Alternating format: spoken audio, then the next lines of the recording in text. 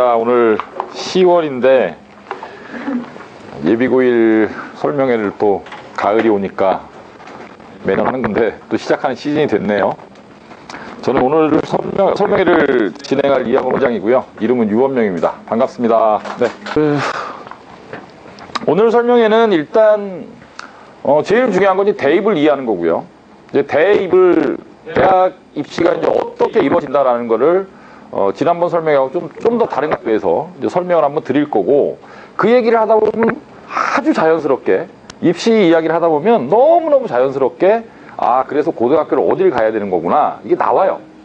그러니까 제가 이제 요 10월달 11월달에 가장 많이 받는 질문 중에 하나가 고등학교 어디 보내면 되냐 이거잖아요. 사실 원서를 써야 되니까.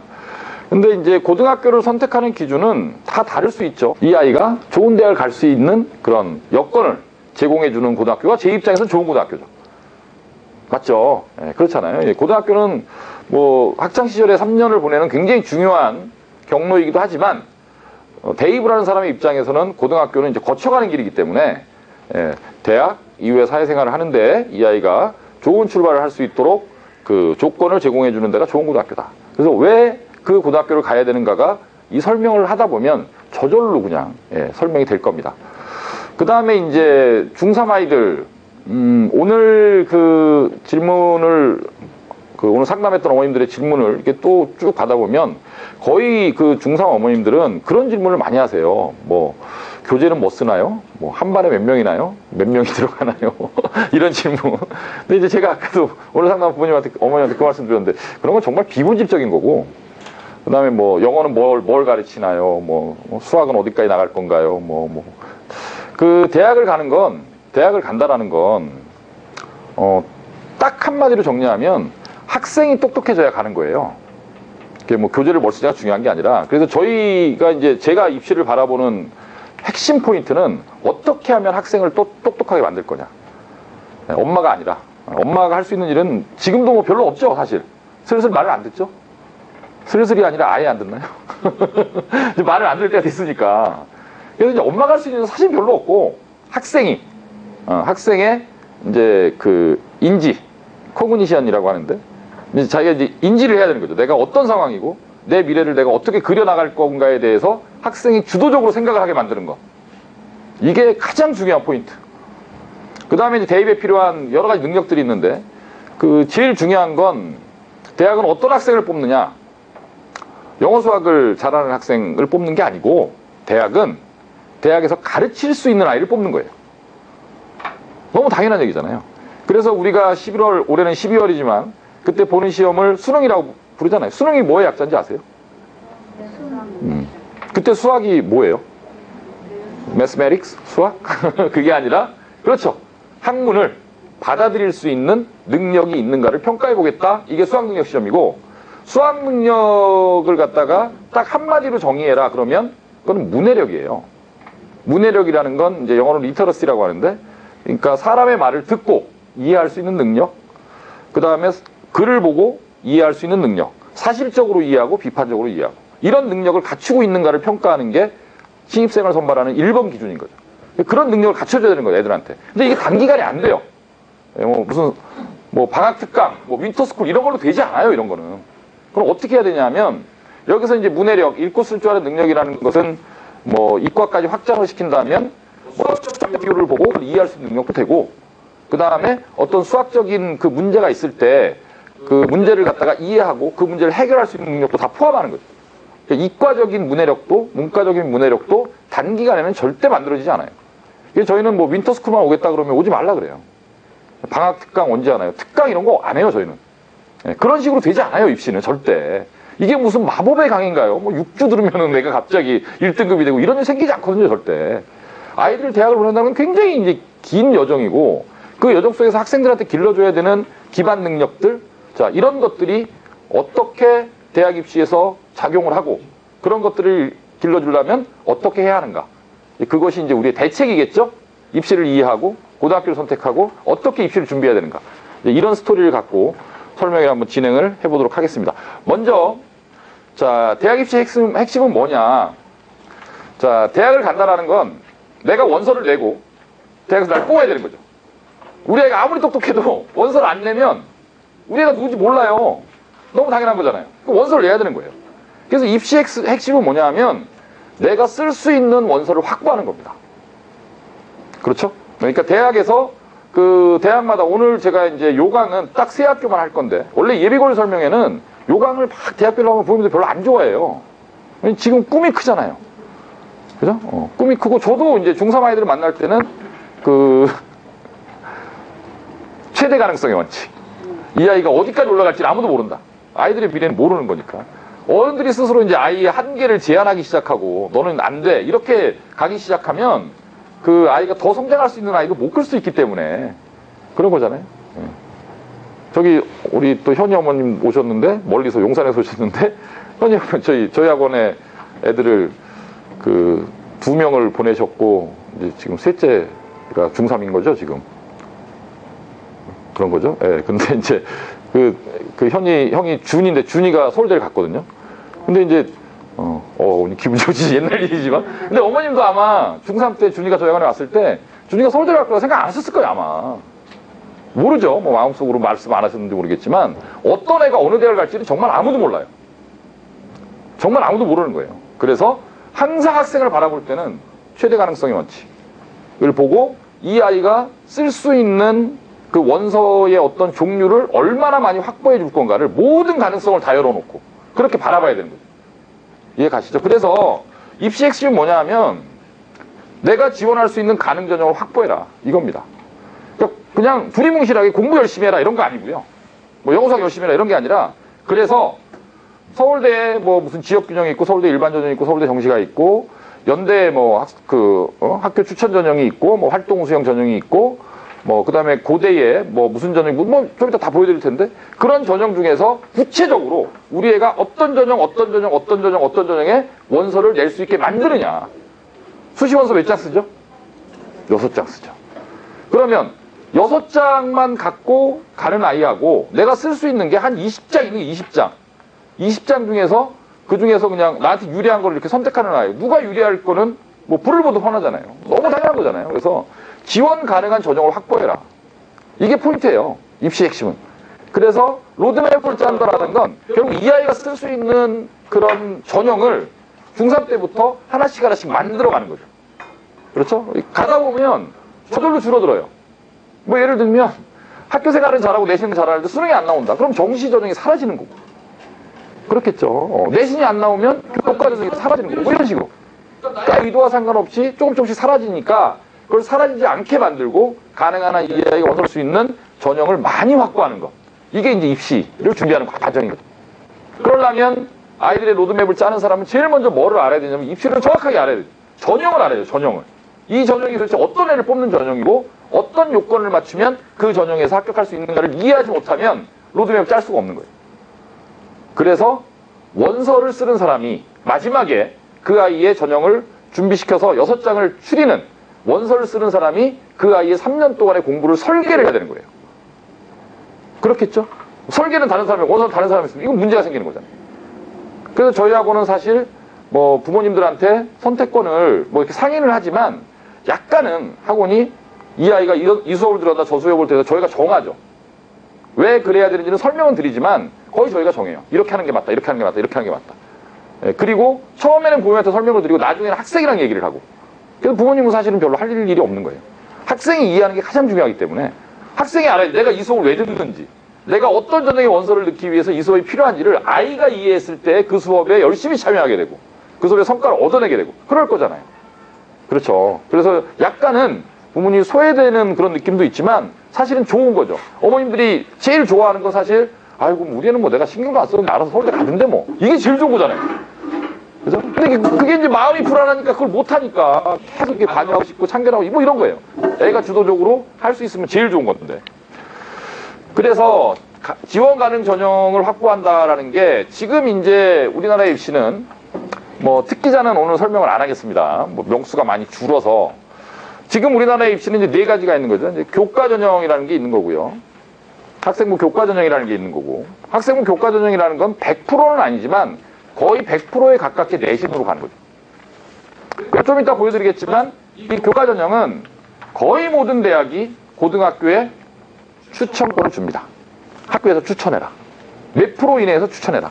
뭐 예를 들면 고대는 4% 이내에서 추천해라. 4%라는 건 무슨 뜻이냐면 어떤 학교 정원이 고등학교 정원이 한 학년에 3학년이 200명이다.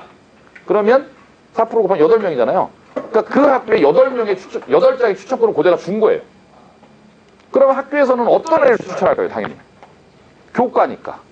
내신이 좋은 애들 추천할 수밖에 없는 거예요. 내신 안 좋은 애들 추천하면 떨어지니까. 그렇겠죠? 예. 그래서 이제 교과 전형의 핵심은 내신이고요. 그러면 전국에 있는 그 1500개가 넘는 고등학교에서 쫙 아이들이 추천받아서 오겠죠. 그럼 그런 애들 갖고 1단계에서 뭔가 심사를 하겠죠. 그 심사를 뭐 갖고 하나요? 교과 갖고 하는 거예요. 교과 100%는 아니지만 주로 교과 갖고. 그러니까 내신이 안 좋은 애는 오면 안 되는 거예요. 그래서 여기서 말하는 내신은 몇 점대일까요? 제가 아까 말씀드린 열 몇 개 대학은 1점대, 1점대. 그러면 어떤 고등학교를 선택해야 되죠? 내가 1점대 내신을 받을 수 있는 고등학교. 첫 번째입니다, 그게. 1점대 내신을 확보했다라는 건 무슨 뜻이냐?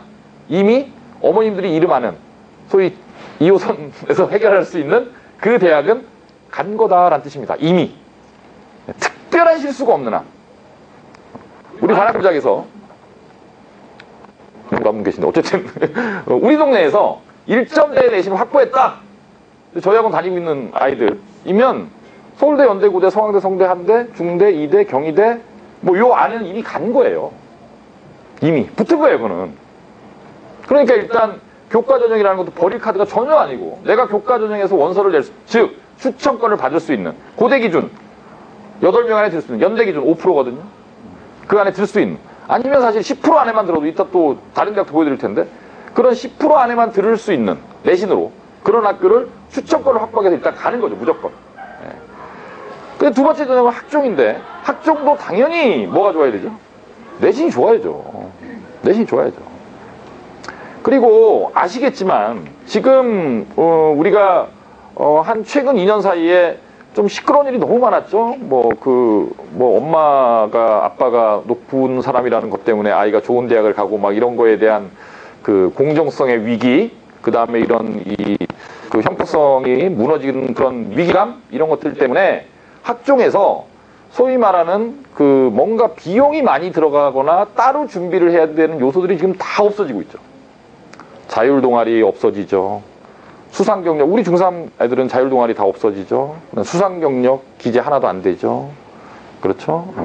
자소서도 거의 없어지는 분위기. 뭐 확정은 아니지만 거의 확정적이죠.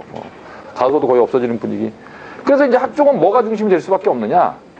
이제 교과 세특이 중심이 될 수밖에 없고 각 교과를 이 아이가 어떻게 공부했느냐. 예. 그게 무슨 뜻이냐면 학교가 무슨 특별한 학교를 간다고 해서 이런 학종에 유리한 비교과를 확보하는 시대가 끝났다라는 얘기죠. 이해가시죠? 예. 그런 시대가 끝나버린 거예요, 이미. 예. 그래서 그 학종을 위해서도 사실은 굳이 뭐 이상한 고등학교를 갈 이유가 전혀 없다. 그래서 학종도 1점대 내신에 그 아이의 전공과 적합한 그런 과목에 그런 세특이나 주제탐구나 과제탐구나 뭐 수행이나 이런 것들을 잘 할 수 있는 학교, 상대적으로 잘 할 수 있는 학교를 선택하는 게 훨씬 더 유리하다라는 거고요. 자, 논술하고 정시는 이거는 딴 거 필요 없고 시험이잖아요. 자, 이런 그 오해를 가끔 하시는데 일반고를 가면 내신을 받는데 유리하고 자사고를 가면 수능을 잘 보는데 유리하다. 들으셨죠, 이런 말? 네. 오늘 또 제가 상담하면서 어떤 어머님이 하신 말인데 3월 달에 보는 모의고사 점수가 마지막에 똑같다면서요? 이런 얘기를 하시는 거예요. 그런 얘기도 부모님들 사이에 가끔. 그래갖고 제가 어머니 그 얘기는요, 고3 때 몸무게가 환갑 때 몸무게랑 똑같다는 얘기하고 똑같은 얘기입니다. 예. 모의고사 점수는요, 고1, 3월 때 그 점수를 받았잖아요? 그 다음부터 공부를 열심히 한 아이는 점수가 오를 거고요. 공부를 안 하는 애는 떨어지겠죠. 이게 뭐 정해져, 이게 무슨 점 보는 건가요? 딱, 고1 때 딱 모의고사 점수 받으면 그게 마지막까지 가도록 운명적으로. 그런 건 없어요. 너무 당연히 그런 건 존재하지 않고, 논술이나 정시도 자사고를 간다고 그 수능을 잘 보는 게 아니고요. 아이가 공부를 열심히 하고 수능을 잘 보는 거고. 시험이니까. 그런 거고, 결국 이것도 불행하게도 학원에서 수능이든 논술이든 준비를 잘한 애들이 그 수능 시험도 잘 보고 논술 시험도 합격하는 게 대한민국의 현실이죠. 어쩔 수 없이. 논술 전형이라는 건 문과는 이제 문과 논술이라 그래서 제시문을 주고 조건에 맞춰서 답안을 써내는 시험을 보는 거고요. 이과는 이제 수리 논술하고 과학 논술을 봅니다.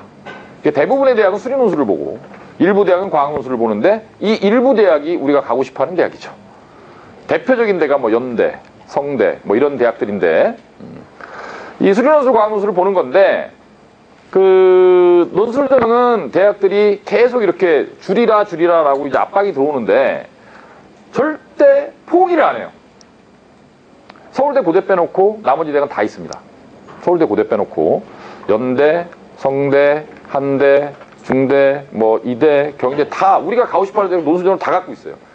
자, 왜 명수는 조금씩 형식적으로 뭐 10명 줄이고 7명 줄이고 줄이거든요. 줄이면서도 대학들이 왜 논술 전형을 포기를 안 하느냐. 논술 대학 입장에서는 사실은 이 4가지 전형 중에서 가장 쉬운 논술 전형이죠. 그 대학에 지원할 정도의 학력 수준이 되는 애들 대상으로 해서 굉장히 난이도가 있는 시험 문제를 봐서 예를 들면 수능은 이런 거잖아요. 그 국영수 탐구에서 400점 만점이라고 하면 원점수로 397점은 합격하고 396점은 떨어지는 거잖아요. 그렇죠? 근데 397점이 잘하는지 396점이 잘하는지 사실 판단하기 어렵잖아요. 그놈이지. 그렇잖아요. 대학 입장에서 굉장히 아까운 애를 떨어뜨릴 수 있는 거. 논술은 이제 그런 시험이 아니에요. 시험이 수능보다 훨씬 어려우니까 잘 본 애들만 확실하게 잘 보니까 걔네들만 뽑으면 되는 거죠. 그러니까 대학 입장에서 속편한 전형이에요. 속편한 전형. 어렵고. 그 다음에 이제 고등학교가 어딘지 뭐 재수랬든 삼수랬든 이런 거 신경 하나도 안 쓰고 오로지 실력되는 애들만 뽑겠다 이런 거니까. 대학 입장에서는 굉장히 매력적인 전형이고 포기하기 어려운 전형이기 때문에 안 버리는 거예요. 그렇게 버리려고 해도. 그래서 여전히 지금도 명수만 일부 줄고요. 계속 있습니다. 그 다음에 이제 정시인데 정시는 사실은 재수생 애들이 거의 점령을 하다시피 지금 절반 이상을 좋은 대학들은 재수생들이 가고 있는데 재학생들 입장에서는 지금 이게 정시가 40% 확대가 2023년도까지 정책이거든요. 대부분의 대학이 이미 40%까지 올라왔는데 정시가 40%로 이제 명수가 확대됐다고 해서 우리가 수시를 포기할 수 있느냐? 그건 절대로 아니죠. 60%든 수시가 60%든 수시가 70%든 우리 수시를 해야 되는 거죠. 다만 정시는 이제 어떤 의미를 가지냐면 실제로 마지막에 원서를 쓸 때 고3 9월에 수시 원서를 쓸 때 그 고3 9월까지 아이들이 고3 때만 모의고사 5번 보거든요. 3월 모의고사, 4월 모의고사, 6월 모의고사, 7월 모의고사, 9월 모의고사 5번의 모의고사 점수를 갖고 본인의 수능 점수를 예측할 수 있어요. 그러면 그 5번의 시험 결과를 분석해서 이 아이가 정시에 어느 정도 대학을 갈 수 있겠구나라는 걸 예측할 수 있겠죠. 딱 한 점은 아니어도 어느 정도 범위를 예측할 수 있잖아요. 그러면 이 수능 모의고사 점수를 바탕으로 해서 왼쪽에 교과 확종 논술이라는 수시 원서에서 어떤 대학을 넣을 건가를 정하는 거예요. 얘는 굉장히 중요한 기준선이에요. 이게 정시 기준선이 낮아져 버리면 그럼 얘는 수시 떨어지면 못 가는 거잖아요. 그러면 수시에서도 좋은 대학을 쓸 때 부끄럽고 낮은 대학까지도 보험을 들어야 되는 거고 아니 정시 떨어지면 정시로 가지 뭐. 죽었다 깨어나도 중대 이상 간다 정시로. 그럼 수시에서 중대 이하의 대학은 쓸 필요가 없으니까 윗대학을 선택할 수 있는 그 폭이 넓어지는 거죠. 그래서 굉장히 의미 있는 그런 겁니다. 떨어지면 정시로 가면 되고요. 그런 거예요. 자, 그래서 이 재학생들은 정시 명수가 확대됐다고 하더라도 여전히 수시로 가야 된다. 여전히. 그리고 정시랑 물론 저희 학원에도 이제 그런 아이들이 있어요. 모의고사가 압도적으로 잘 나오는 애들. 근데 그 아이는 모의고사가 압도적으로 내신보다 좋은 아이들이거든요. 그런 아이들은 이제 정시 집중반이라 그래서 저희 학원에 이제 프로그램이 있거든요. 정시만 준비하는 프로그램이. 근데 그런 애들은 대부분 어떤 애들이냐면 중3 때 고등학교 잘못 선택한 애들이에요. 그러니까 그 아이가 예를 들면 이 고등학교를 갔으면 수시 찬스는 있는데 뭐 이상한 고등학교 간 거죠. 그래갖고 모의고사는 괜찮아. 원래 공부 잘하는 애니까 모의고사 점수 잘 나오는데 내신은 본인의 모의고사 점수에 비해서 형편없이 낮은 거예요. 그러면 이제 방법이 없죠.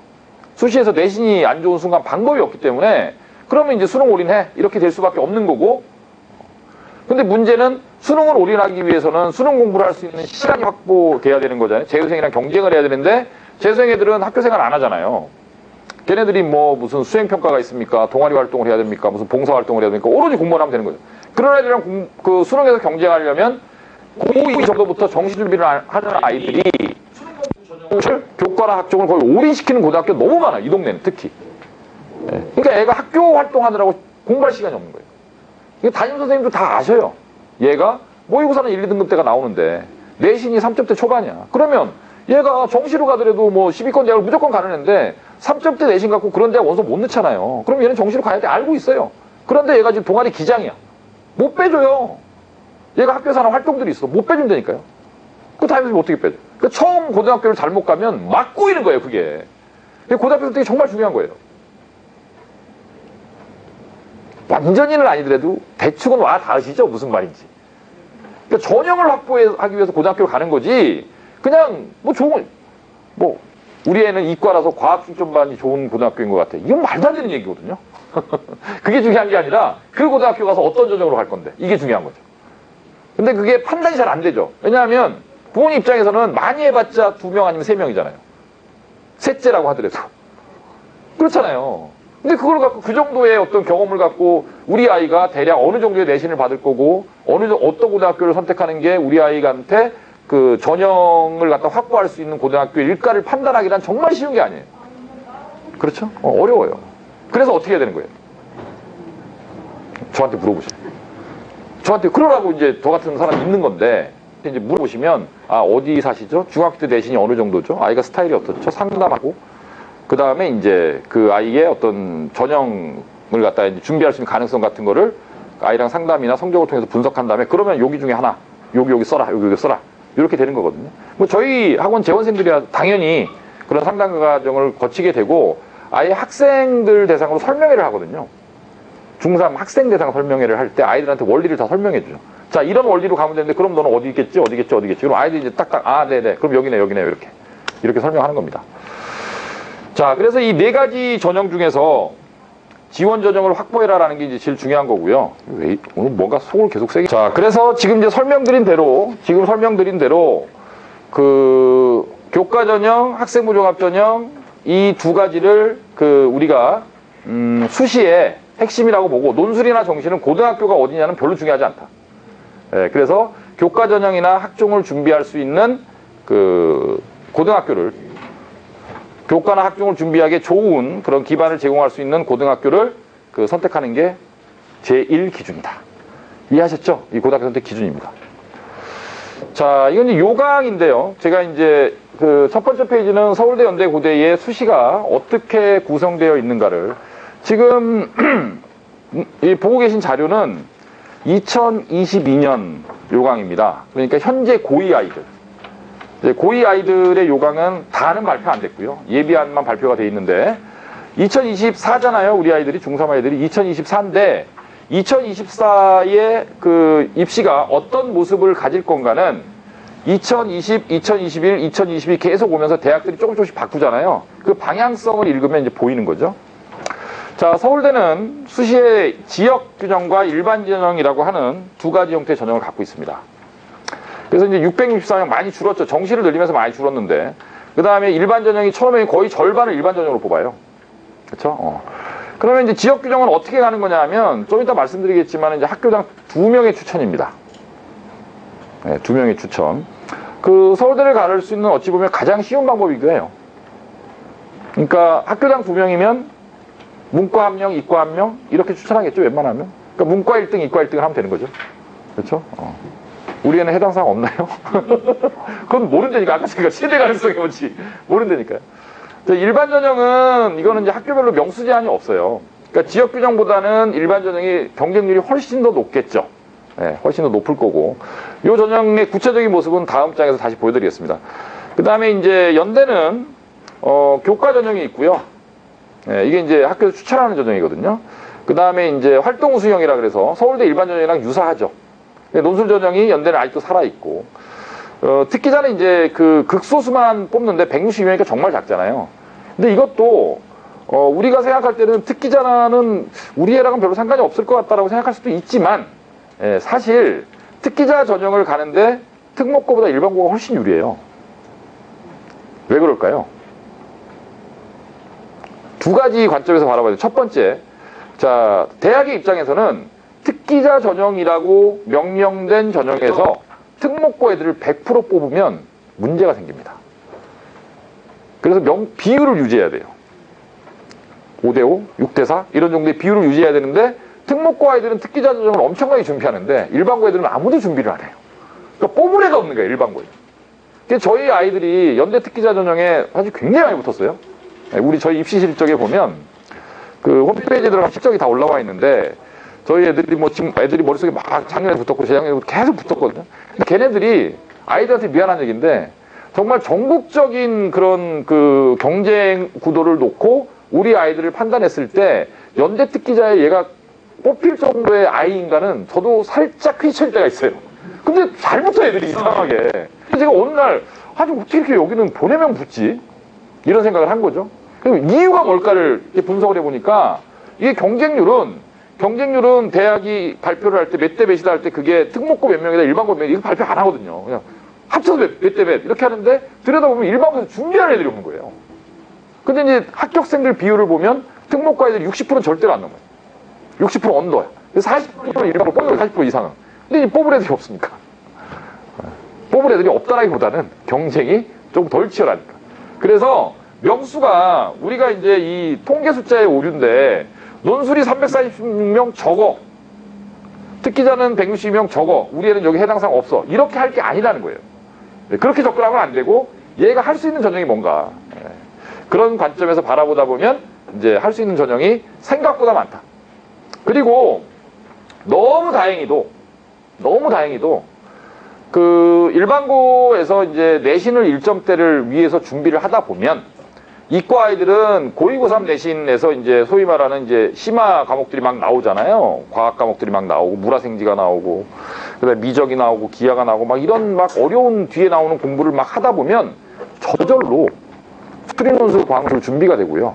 1점대 내신에 수학과학에 대해서 뭔가 그 아이가 재능을 보여주게 되면 논술 준비가 그 과정에서 저절로 되는 겁니다. 그러니까 준비 과정이 교과 전형, 학종, 논술, 특기자가 별로 다르지 않다라는 거예요. 별로 다르지 않아요. 그러니까 뭐 따로 뭘 준비할 것도 없어요, 그냥 하다 보면 이 아이가 하나씩 원서를 줄 수 있는 전형이 확보가 되더라. 이런 원리예요. 그래서 처음부터 우리 아이한테 없는 전형이라고 가능성을 제한할 이유는 전혀 없다. 그런 거고.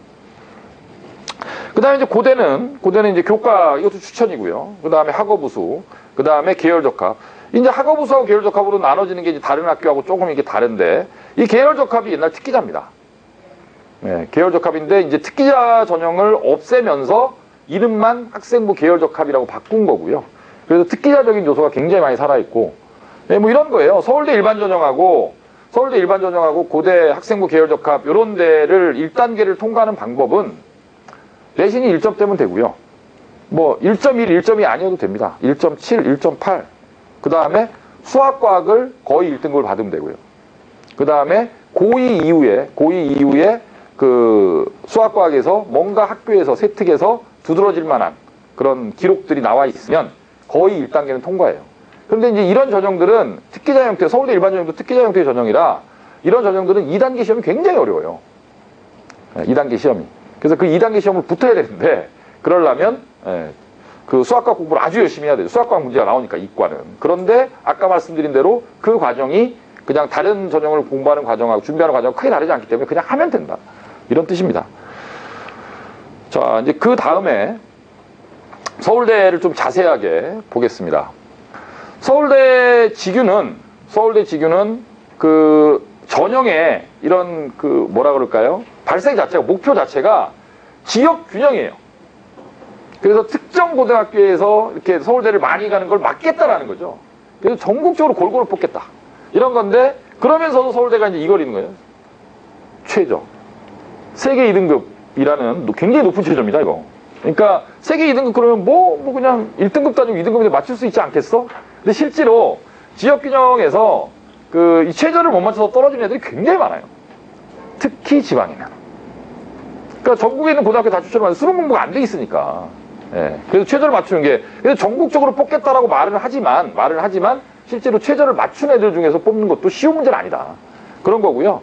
그 서류는 70이고 면접은 이제 그 30인데 7대 3인데 이건 이제 1단계가 없거든요. 왜냐면 1단계가 학교장이 추천하면 1단계 통과한 거예요. 학교 2명밖에 안 오니까. 고등학교 1,500개라 그래도 한 3,000명 오는 거예요. 실제로 3,000명이 안 오죠. 추천 안 하는 학교도 많아요. 왜 추천을 안 할까요? 최저를 맞출 수 있는 애가 없어요. 많아요. 그 경기도만 가도 그런 학교 많아요.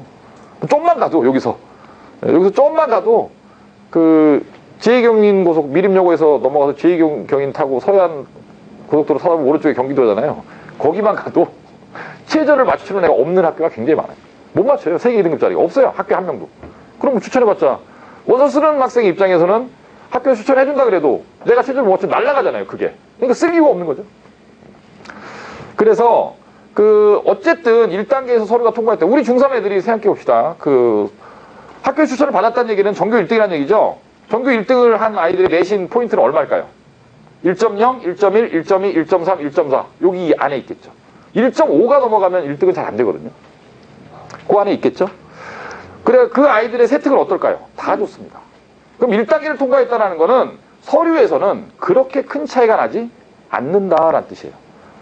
서울대 입장에서는 A고등학교에 1.3은 떨어뜨리고 B고등학교에 1.1을 붙일 이유가 없죠. 왜냐하면 학교가 다르기 때문에 1.2나 1.3을 갖고 우수한가 그렇지 않은 걸 구별할 수가 없는 거예요. 그래서 장치를 둔 게 뭐냐면 면접이죠. 그렇죠? 그래서 면접이라는 건 뭐냐? 면접 마지막으로 보신 경험이 언제 있으시죠? 직장 생활할 때 면접? 자, 이 면접이 어떻게 보는 거냐면 학생이 한 명이 들어와요. 학생이 들어와서 이제 꾸벅 인사를 하죠. 여기 뭘 달고 번호표를 달고. 그럼 앞에 이제 교수분이 몇 명이 앉아 있을까요? 보통 3명이 앉아 있습니다. 보통. 네. 3분이 앉아서 그러면 아이가 아무리 이게 지가 강심장이라고 하더라도 아빠보다 나이가 많은 교수분들이 또 안경도 이렇게 안 써요. 이렇게 쓰지. 이렇게 본단 말이에요. 이렇게 보면서 그래 학생 이렇게 목소리 톤이 다르죠 벌써. 네. 그러면서 물어보죠. 근데 거기에 본인이 이제 갖고 있는 생각이나 본인의 경험이나 아니면 본인이 어떤 책이나 아니면 어떤 지적인 그 자산을 처음 보는 3분의 교수분 앞에서 자유자재로 말을 할 수 있는 아이는 정말 똑똑한 아이입니다. 정말 똑똑한 아이고요. 그 다음에 면접 시간이 한 짧게는 한 10분? 길면 한 15분? 이 정도 가거든요. 그러면 이 15분이라는 시간이 얼마만큼 긴 시간이냐면 여기 계신 어머님들한테 한번 제가 한 가지 주제를 드리고 그걸 갖고 여기 와서 15분 한번 얘기해 보세요. 라고 했을 때 15분을 얘기하실 수 있는 어머님은 아마 극소수일 겁니다. 15분 얘기가 이게 짧은 것 같잖아요. 굉장히 긴 시간이에요. 한번 연습 한번 해볼까요? 뭐가 좋을까요? 갈비찜! 갈비찜이라는 주제를 갖고 15분 얘기해봐라. 머릿속에 한번 생각해보세요. 갈비찜 무슨 얘기를 해야 되지? 갈비를 산다. 정육점 가서 우리 동네에 무슨 정육점이 있다. 그래서 밑간을 한다. 핏물을 뺀다. 이렇게 아무리 길게 얘기해도 5분 정도 얘기하면 다 끊어지는 얘기가. 그래서 15분을 굉장히 좀 전공에 특화된 3분의 교수님과 아이 한 명이 대화를 한다. 교수님의 입장에서는 아이를 완전히 스캔할 수 있죠. 지적으로. 이 아이가 갖고 있는 지적 능력. 그러니까 정말 똑똑하지 않으면 면접을 통과 못해요. 이해 가시죠? 무슨 얘기인지. 그래서 올해 저희가 서울대 붙은 아이가 생명과학과 직윤을 갔는데 서울대 생명과학부 직윤을 갔는데 이과잖아요. 생명과학부 직윤을 갔는데 아이 이름이 영서인데 영서 면접 딱 보고 뭐 물어보대? 그랬더니 걔가 이제 학생부의 독서 이력 중에 카프카의 변신이라는 소설을 읽은 책이 있는 거죠. 그걸 물어보더라고요. 근데 얘는 수학과학은 정말 잘하죠.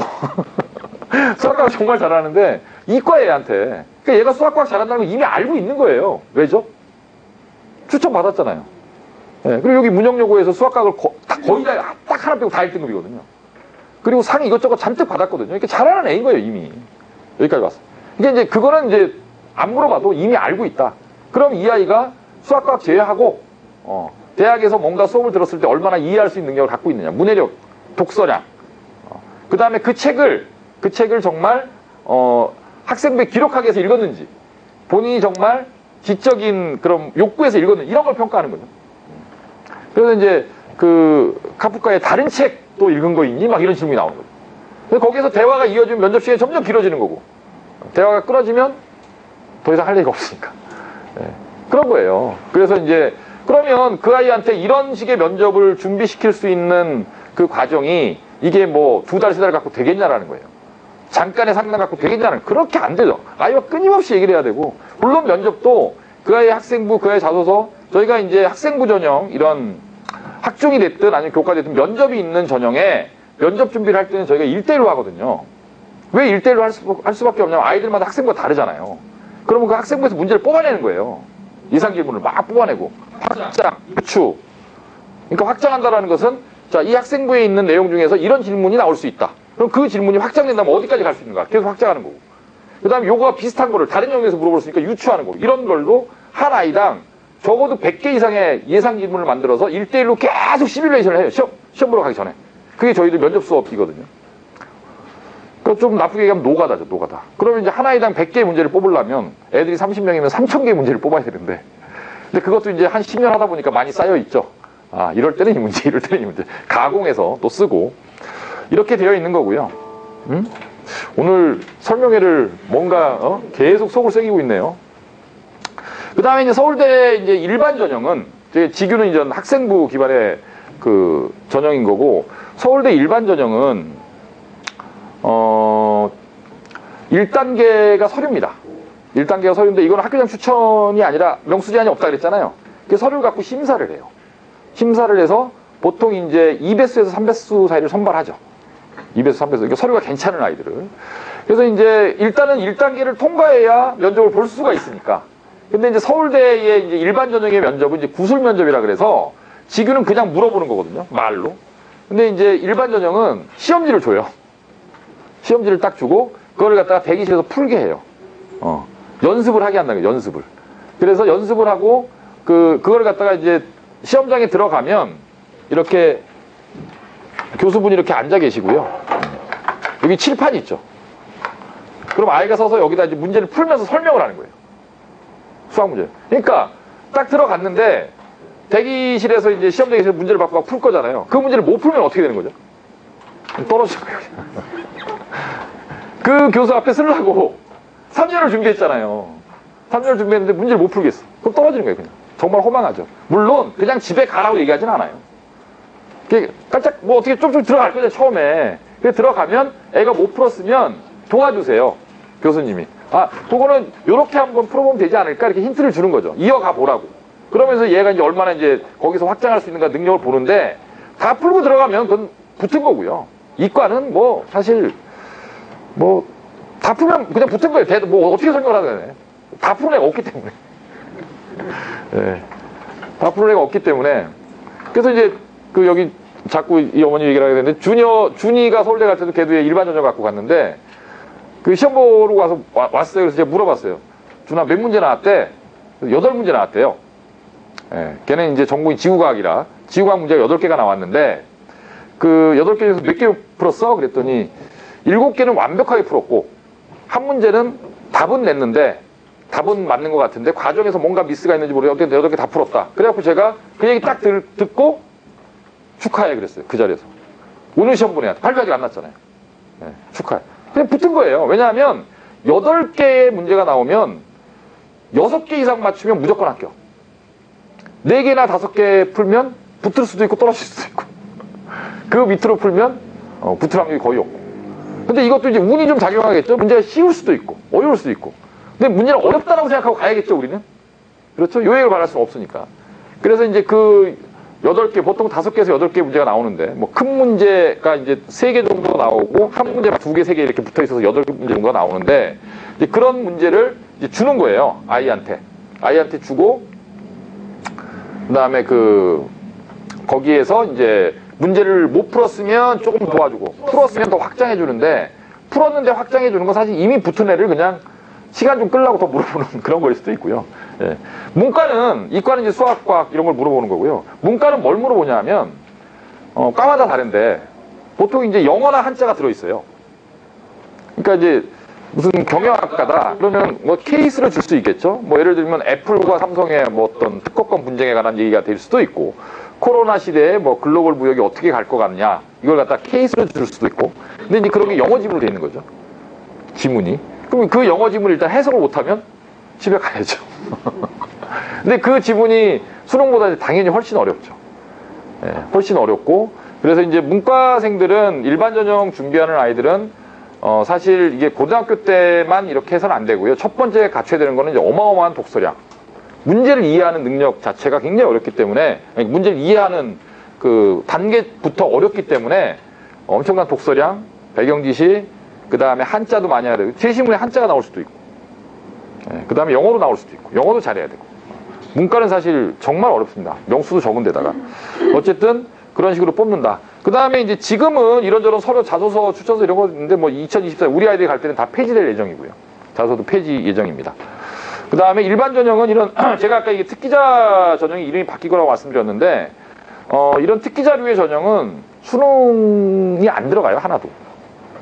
예, 수능, 그러니까 일반 전형 붙은 아이들은 수능을 못 봐도, 예, 아무 상관 없습니다.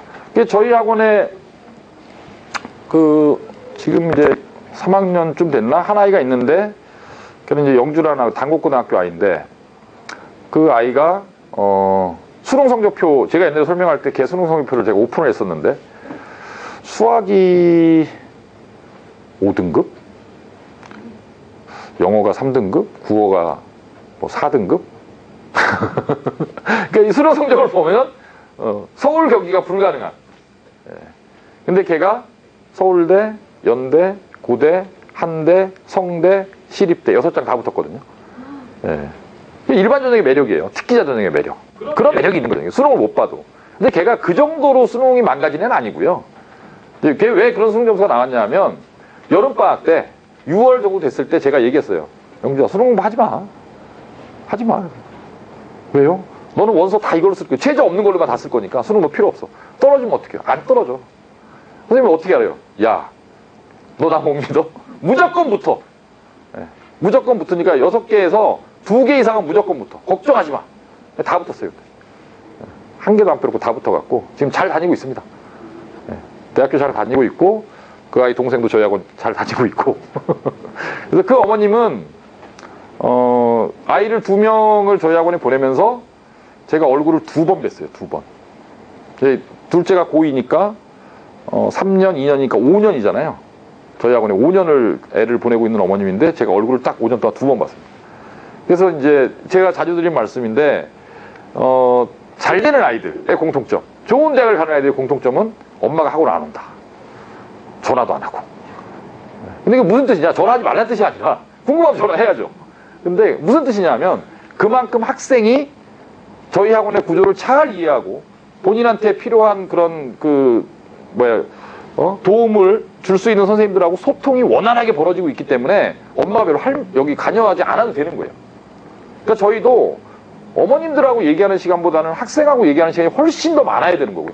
수업은 당연히 하겠지만 그런 거 말고 그냥 일반적인 입시 이야기도 엄마 아빠랑 하는 것보다 아이랑 하는 게 훨씬 더 많아야 돼요. 그래서 저희 컨설팅 팀이 이따 보여드리겠지만 끊임없이 애들을 만나거든요. 이슈가 있으면 계속 만나기 때문에. 그래서 약간은 좀 이렇게 좀 모순 같은데 엄마가 신경을 안 쓰면 안 쓸수록 대학을 잘 가더라. 신경 쓴다고. 그래서 아까 오늘 상담한 그 어머님도 질문을 그런 걸 하시는 거예요. 정말 중3 엄마답다. 여기 학원 교재, 자체 교재 쓰나요? 그래갖고, 근데 거기 답 있나요? 그래갖고, 답은 있죠. 해설은요? 없는데요? 그랬더니, 왜요? 어머니 그걸 왜 물어보세요? 그랬더니, 궁금하다는 거예요. 집에서 엄마가 동그라미를 쳐주고 싶은데, 빨간색으로 동그라미를 쳐주고 싶은데, 해설이 없으면, 자기가 왜 틀렸는지 이거 보고, 그랬더니 같이 온 어머님이, 아유, 자기는 수학 잘하나 봐. 막 그런 농담하고 그러시는데, 그래서 제가, 어머니, 어차피, 고등학교 3년 동안 어머니 동그라미 쳐줄 수 없다. 그러니까 놔야 되는 거예요. 애를 놔야 되는 거예요. 내려놔야 되는데, 그게 이제 첫째거든요. 애가 또 공부 잘하는 것 같아, 딱 보니까. 근데 이제, 사실 마음속으로 무슨 생각을 했냐면, 정말 위험하다. 네, 정말 위험하다. 뭐 때문에 위험하냐면은, 엄마의 과도한 애정이 오히려 아이의 성장을 억제할 가능성이 높다. 애들은 던져버려야 돼요, 그냥. 궁금하면 물어보시고, 그 다음에 동기부여 이런 거를 해줘야죠. 칭찬 많이 해줘야 되고, 잘 먹여야 되고, 학원 안 간다 그러면은 이제 한번 울어주시고, 손잡고, 예? 한번 울어야죠. 어떻게 해요. 갑자기 돌아가신 할아버지 할머니 다 소환하고, 너를 낳았을 때 우리 집안에서부터 시작해갖고, 그런 거, 동기부여 같은 건 해주셔야 되는데, 어쨌든 학습에 관해서 자꾸 어머님이 많이 개입하면 개입할수록 아이가 잘 될 가능성은 낫다.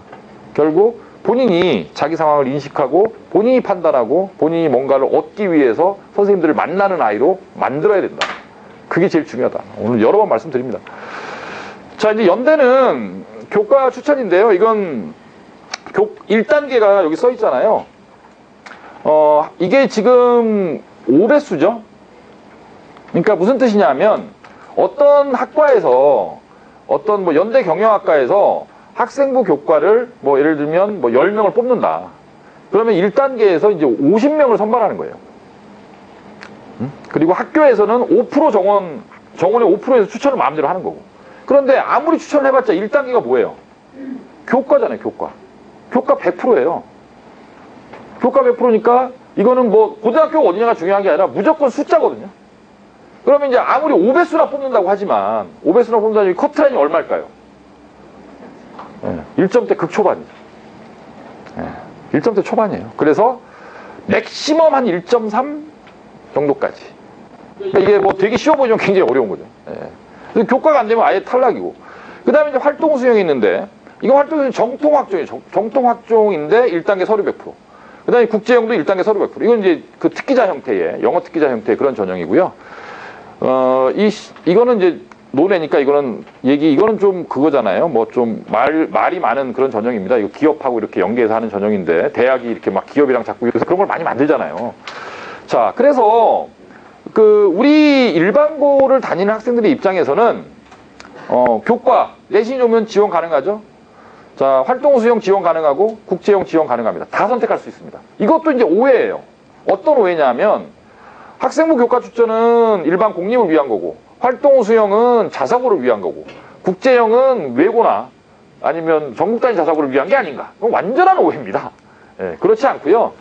일반고는 다 선택할 수 있고, 다 선택할 수 있습니다. 그런데 특목 아이들은 일단 교과 추천은 안 되겠죠. 내신이 좋을 수가 없으니까. 그렇죠? 좋을 수가, 여기는 이제 지원 불가능한 거고. 국제형도 사실 이게 준비를 많이 해야 되는데, 특목 자사를 갔을 때 또 단점 중에 하나가 뭐냐면, 좀 지나친 학교 프레임, 이게 좋은 게 아니에요. 저희 관악구 관내에서도, 뭐, 어머님 다 아실 텐데, 어떤 학교가 굉장히 뭘로 악명이 높냐면 수행으로 악명이 높은 학교가 있어요. 수행이 너무 많다고. 근데 그게 좋은 게 아니거든요. 왜냐하면, 그건 내부 경쟁이잖아요. 수행이라는 거. 그러니까 적당히 내주고, 난이도를 조절해서 양은 적당하게 하고, 그걸로 아이들을 선별할 수 있는 그런 걸 내줘야 되는데, 한 학기에 60몇 개를 내주고, 그럼 애들이 수행하다가 뭘 할 수가 없는 거예요, 도대체가. 그게 좋은 게 아니다. 그래서 내부 프로그램이 적당하게 주는 거예요, 학교가. 그래서 이제 일반고 아이들은 저희도 이제 이거 제가 아까 말씀드린 연대 특기자 많이 붙더라는 게 이 전형이거든요. 이런 전형으로 이제 많이 갈 수 있는, 선택할 수 있는 거고요. 이거는 이제 아예 드러내놓고 내신으로 뽑겠다라는 거죠. 그러니까 최저도 없고. 그렇죠? 이건 활동수용 최저가 있는데, 최저가 그렇게 높진 않아요. 인문계는 국수 포함 2합사다.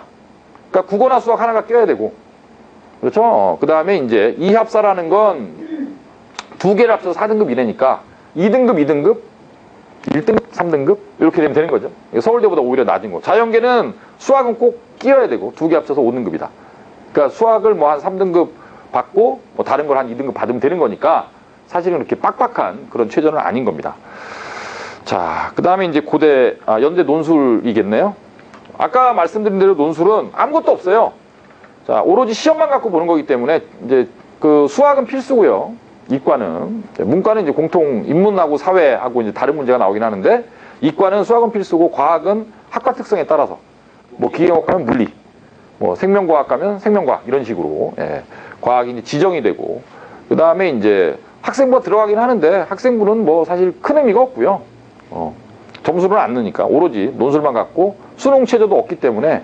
왜 수능 체제가 이 시험을 봐서 합격할 정도의 애들은 수능은 볼 필요가 없는 거죠. 보나마나 잘하니까. 그래서 수능보다 훨씬 어려운 시험이기 때문에 그렇게 되어 있습니다.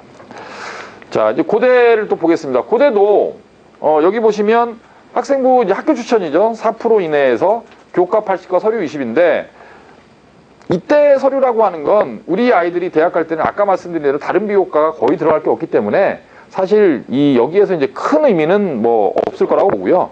이것도 큰 차이는 없을 거라고 보고, 이것도 이제 교과가 최상위권이 아니면 이제 합격하기 어려운 거죠. 내신이 워낙 높지 않으면. 2점대는 뭐 완전 불가능하고요. 연대보다는 약간 마진이 있어서 1점대 한 중반까지는 어찌 해볼만 그런 전형입니다. 그 다음에 일반 전형은 이제 학업우수라고 이제 부르는 전형이 있고 계열적합이라고 부르는 전형이 있는데 아까 말씀드린 계열적합은 이제 특기자적인 성격이 굉장히 강한 거고 그러니까 특기자적인 성격이 강하다는 건 내신이 좀 낮더라도 해당 학과와 관련된 과목에 뭔가 아이가 우수성을 입증할 수 있으면 1단계를 통과한다는 뜻이고요. 그리고 이제 여기 보시면 일반 우수형은 7대3이고 여기 6대4잖아요. 그만큼 문제를 잘 푸는 애들을 뽑겠다는 뜻입니다. 이 전형의 이제 특성이 드러나는 거죠. 이런 10% 차이밖에 안 나지만. 그래서 이 계열적합형의 문제는 아까 서울대 일반 전형이랑 비슷한 형태의 그런 시험을 보는 거고요. 그렇습니다. 그 다음에 뭐 고대 특기자는 사실 의미는 없어요. 이거는 예체능하고요. 그 다음에 과 사이버 국방이라는 고대에만 있는 과가 있거든요. 이제 그것만 특기자형으로 뽑는 건데 요거는 그쪽에 대해서 이제 관심이 있는 아이들만 따로 하면 되는 거고 계열적합은 아까 말씀드린 대로 특기자 형태의 전형이기 때문에 수능 최저가 없어요. 수능을 안 본다 제가 말씀드렸죠. 그 다음에 이제 나머지들은 이제 최저를 갖고 있는데 그 문과는 이제 서울대보다 오히려 더 높죠. 3합 5니까 세 개 합쳐서 아까 3합 6이었잖아요 서울대가. 그 다음에 이과는 3합 6이고 의대는 4합 5입니다. 1112가 최저입니다. 네. 그렇습니다. 대략 이제 이 정도로 자 이게 보시면. 제가 이제 서울대, 연대, 고대의 요강을 보여드리는 이유가 이 대학만 있는 건 아니지만 그 우리나라 입시는 이렇거든요. 서울대가 어떤 요강을 만들면 서울대는 어찌 보면은 그 다른 대학 요강하고는 약간 다르고요. 그러니까 좀 국가적인 어떤 뭐 요구가 있으면 그걸 충실히 반영할 수밖에 없는 대학, 국립대학. 근데 나머지 연대, 고대, 서강대, 성대 한 데는 연대가 딱 발표하면 고대가 발표하고 고대가 발표하면 연대가 또 바꾸고 연대, 고대가 발표하면 서강대, 성대 한 대가 또 바꾸고 막 이런 식이거든요. 그래서 이런 형태의 그런 그 전형의 뼈대가 밑에 대학까지 쫙 퍼져요. 발표하는 건 다 순서대로요. 서울대가 제일 먼저 발표하고요. 그 다음에 연대, 고대 눈치 보다가 한 학교 발표하고 그 다음에 서성한 발표하고 이런 식으로 나오거든요. 그래서 이런 그 세 학교의 요강을 우리가 이제 대충 이해하면 다른 학교도 다 이렇게 뽑는다는 뜻이에요. 다 교과 전형이 있고 학종이 있고 뭐 이런 식으로 뽑는다. 다 최저가 있고 그런 거고 그 다음에 이제 그 추천 전형을 제가 따로 대학별 서강대도 추천 전형이 있고 성균관대도 추천 전형이 있고 한양대도 추천 전형이 있고 중앙 다 있는 거예요. 이름은 조금씩 다르지만 전부 다 추천 전형입니다. 그 다음에 이제 경희대도 외대도 이대도 시립대도 건국대도 동국대도 홍익대도 숙대도 모든 대학이 거의 20% 이상을 추천 전형으로 뽑는다. 추천을 아까 말씀드린 대로 일단 우리 아이가 어떤 고등학교 갔을 때 몇 프로 안에 들어야 추천을 받을 수 있는 거잖아요. 그러니까 지금 제가 보여드린 이런 대학들의 부모님들이 보내고 싶은 대학 다 있잖아요. 여기 다 있잖아요. 서울대, 연대, 고대 다 보여드렸잖아요. 서강대, 성대. 그러니까 일단 지금 중학교 때에서 뭐 이 근처 중학교라고 치고 대략 한 20-30% 안에 들어가 있는 아이들은 요번 11월, 12월, 1월, 2월을 어떻게 보내느냐에 따라서 제가 지금 보여드린 대학교의 추천 전형에 다 대상이 되는 아이들인 거예요. 이해 가시죠? 그 밑에 아이들도 열심히 하면 될 수 있는 거고. 그래서 이런 찬스를 버리면서까지 다른 이상한 고등학교를 선택할 이유는 전혀 없다. 원서 6장이 굉장히 많아 보이지만 마지막에는 이 6장이 만만치가 않거든요. 근데 6장 중에서 이거 중복 가능하기 때문에 고등학교는 막판에 이제 무슨 일이 생기냐면, 뭐, 어떤 아이한테 서울대 추천권을 줬으면 고대는 딴 애한테 주고 싶잖아요. 근데 줄 애가 없어요. 실제로. 이런 일들이 비일비재예요. 왜죠? 잘한 애들이 없으니까. 잘한 애들이 없으니까. 그러니까, 그래서 그 일반고를 가게 되면 웬만큼만 하면 추천 다 받아요. 최소한 학교, 두 학교, 세 학교도 받을 수 있어요. 웬만큼은 하죠. 저희 학원 다니면. 웬만큼 안 하면 내보내니까 다 웬만큼 하죠. 그래서 이런 제가 이제 요강을 보여드리는 그 이유가 이런 걸 보다 보면 어떤 고등학교를 가야 될지가 저절로 이해가 될 거다. 이해 가시죠, 뭔 얘기지? 내가 추천권을 받을 수 있는 고등학교를 가는 게 제일 좋은 거예요. 내가 학종을 준비할 수 있고 내가 시간을 쓸 수 있는. 여기서 시간이랑 공부할 시간을 얘기하는 겁니다. 너무 학교에서 뭘 많이 시키면 그것도 안 돼요. 학교에서 붙잡아라도 안 돼요. 오늘 전화를 받은 학부모님이 아이가 이 근처 중학교인데 공부는 잘한대요. 주요 과목은 국영수는 거의 A래요. 근데 그 얘기는 이 아이는 고등학교 가서도 1, 2등급 받을 가능성이 높다는 뜻이죠. 그런데 이과를 가고 싶고 아이가 이제 IT 전공을 하고 싶대. 무조건 이과죠. 그럼 이제 IT를 전공하기 위해서 가장 중요한 과목은 뭐하고 뭘까요? 수학, 과학, 수학하고 물리? 뭐 이렇게 되겠죠? 수학 선행을 안 한 거죠, 아이가. 근데 이 아이가 그 특수학고를 어디를 가겠다. 근데 거기가 기숙사거든요. 그래서 제가 절대 안 된다 그랬어요. 왜냐하면 얘는 지금 그 본인이 경쟁해야 되는 아이들에 비해서 선행이 굉장히 안 돼 있는 아이들. 그러니까 저희 학원에 사실 지금 이과 갈 게 확실한 애들 중에서 선행이 제일 많이 됐는 애들은 이제 수특까지 끝나 있고요. 근데 수특까지 끝나 있는 중3 아이들이 저희 애들만 있지는 않을 거잖아요. 얼마나 많겠어요, 딴데. 근데 얘가 고등학교 수학을 수상 조금 해갖고 딱 고등학교에 들어가서 딱 몸이 묶여버리는 순간 그 고등학교 기숙사니까 뭘 해볼 수가 없잖아요. 그럼 이 아이가 그 수시전형에서 아까 제가 말씀드린 그런 학교에 지원할 만한 내신을 확보할 가능성은 없어지는 거예요, 아예. 그렇죠? 그래서 보내면 안 되는 거예요. 그래서 뭔가 특정한 고등학교를 내가 꼭 보내야겠다. 그러면 그 학교에 가기 위한 준비가 되어 있는지 따져봐야 되는 거예요. 몸이 묶이면 어떻게 할 수가 없어요. 여기 있으면 뭘 해줄 수 있지만 애가 들어가면 뭘 해줄 수가 없잖아요. 네, 그런 고려도 해야 되는 겁니다. 자, 그래서 지금까지 이제 입시형을 서울대, 연대, 고대 이렇게 설명을 해드렸고요. 그 다음에 이거를 전형 요소라는 관점에서 한번 보자. 이게 전형 요소라는 건 뭐냐 하면 아까 말씀드린 거는 그 대학들의 전형 방식인 거고 결국 입시라는 건 이 내신과 서류와 수능과 대학별고사의 조합인 거죠. 그렇죠? 내신을 주로 보는 게 교과인 거고 내신과 서류를 같이 보는 게 학종인 거고 수능만 보는 게 정시인 거고 학종에다가 교과에다가 최저가 있으면 내신, 서류, 수능이 다 들어가는 거고 근데 마지막에 면접이 대학별고사인 거고 논술, 면접 이런 게 대학별고사거든요. 구술. 자, 이 네 가지 중에 뭐가 제일 중요하냐? 이건 굉장히 좀 의문일 수 있는데 다 중요하죠. 다 중요한데 우리가 이제 공부를 할 때는 방향성을 설정하는 게 굉장히 중요한데 대학별고사를 우리의 가장 최종 목표라고 설정해 놓고 대학별고사를 잘 준비할 수 있는 쪽으로 플랜을 짜면 나머지는 같이 쫓아옵니다. 저절로. 그런 거거든요. 그러니까 이제 대학별고사를 갖다가 그 준비하는 방법은 저는 항상 이렇게 벤치마킹 이런 걸 잘 안 하고요. 저희 학원 프로그램 제가 직접 다 만들거든요. 강좌도 제가 다 짜요. 선생님들하고 회의에서. 이런 강좌 필요할 것 같다. 이런 강좌 필요할 것 같다. 이런 강좌 만들자.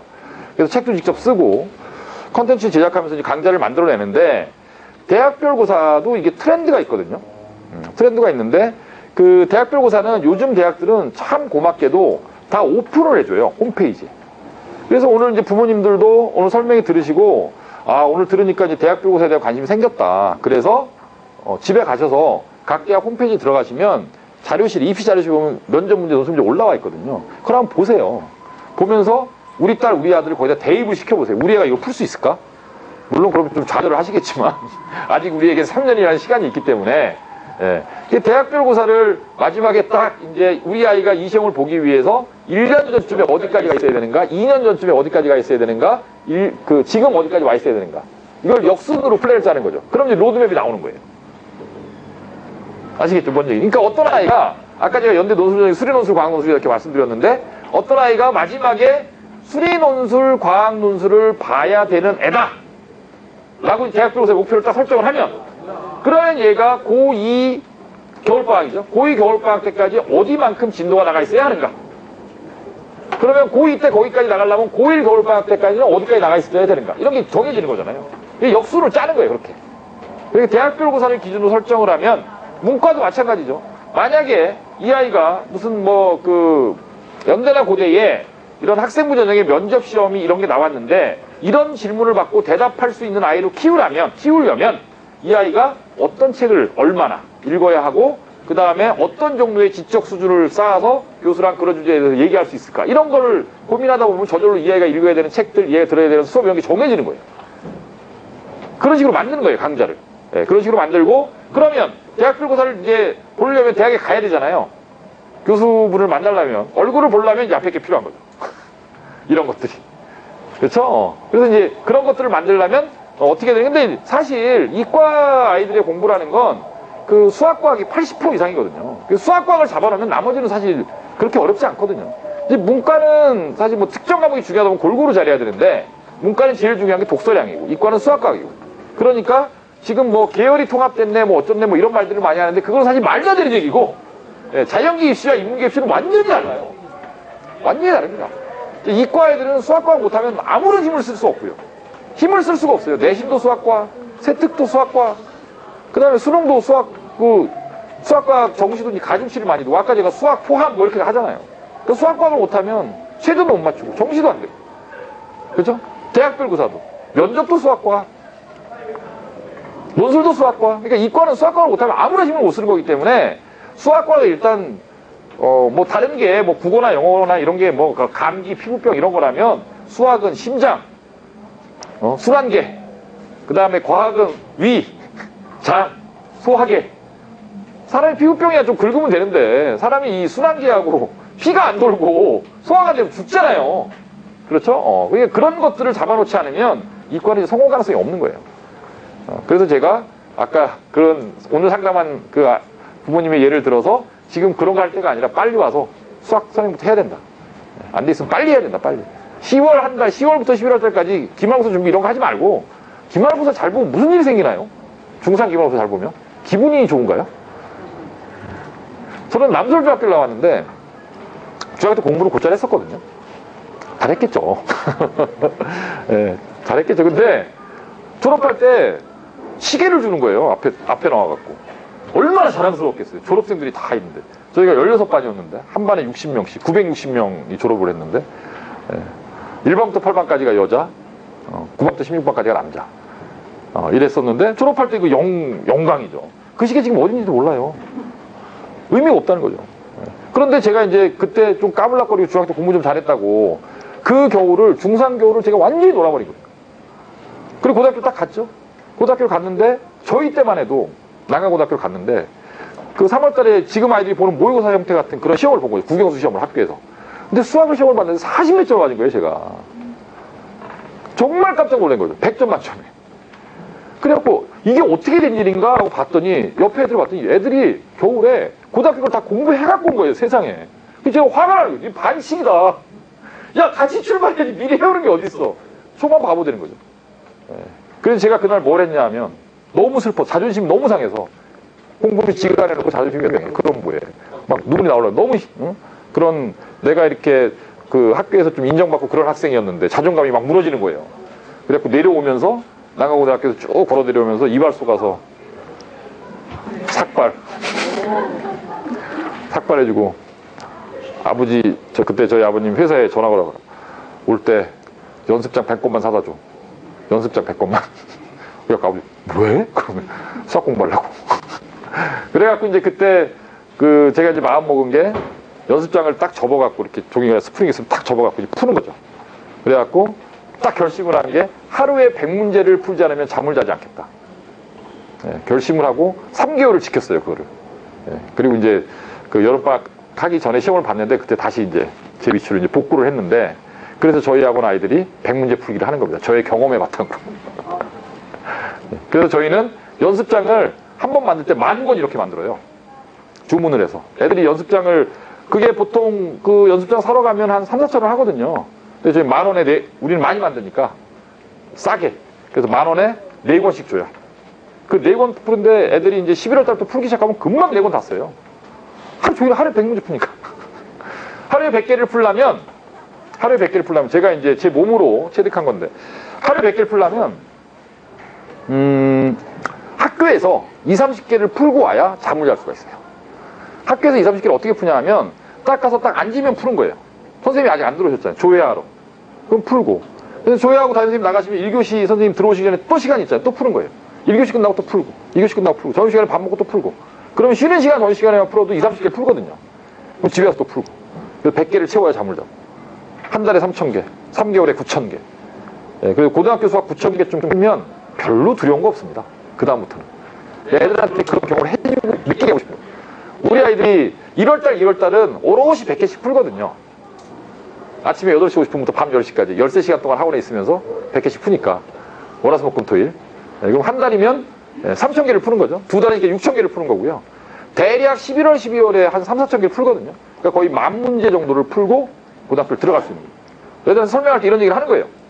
10,000개 풀고 고등학교 들어가 봐. 뭐가 무섭나? 무서운 거 없어요. 다 뭐 애들이 뭐 만만해 보이지. 나 10,000개 풀고 왔는데 몇 개, 보통 아이들 1,000개도 안 풀고 와요.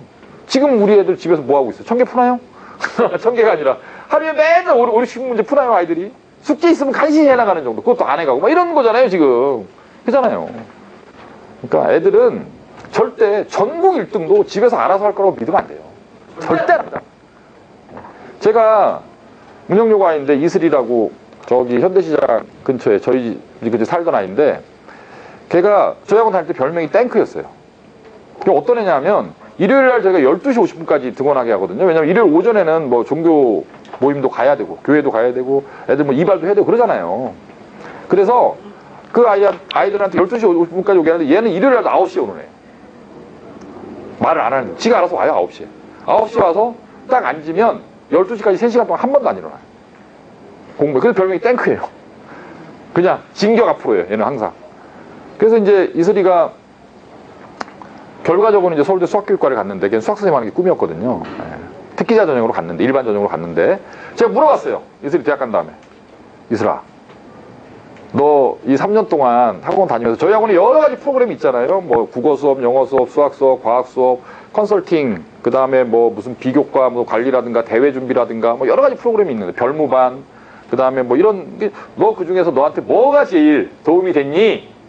라고 물어봤더니 저는 내심 그 제가 영어 수업을 했거든요. 그 아이를. 선생님 영어 수업이 제일 좋았어요. 저 이런 말을 기대하고 아니 선생님 원서 잘 써줘서 이런 말을 기대하고 제가 그 아이한테 물어봤는데 그 애의 답변이 뭐냐면 3년 동안 꼼짝도 못하게 붙잡아 놓고 공부시켜준 게 제일 좋았다.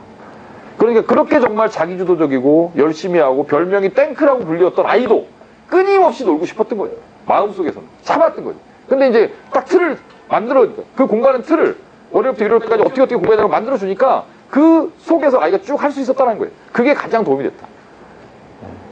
실제로 저희 학원에 막 1.0몇 이런 애들이 있거든요. 뭐 고2에 그런 애들이 여러 명이 있는데 그런 아이들도 물어보면 어머님한테 물어보면 얘 요새 어때요? 집에 오면 뭐해요? 그러면 게임해요.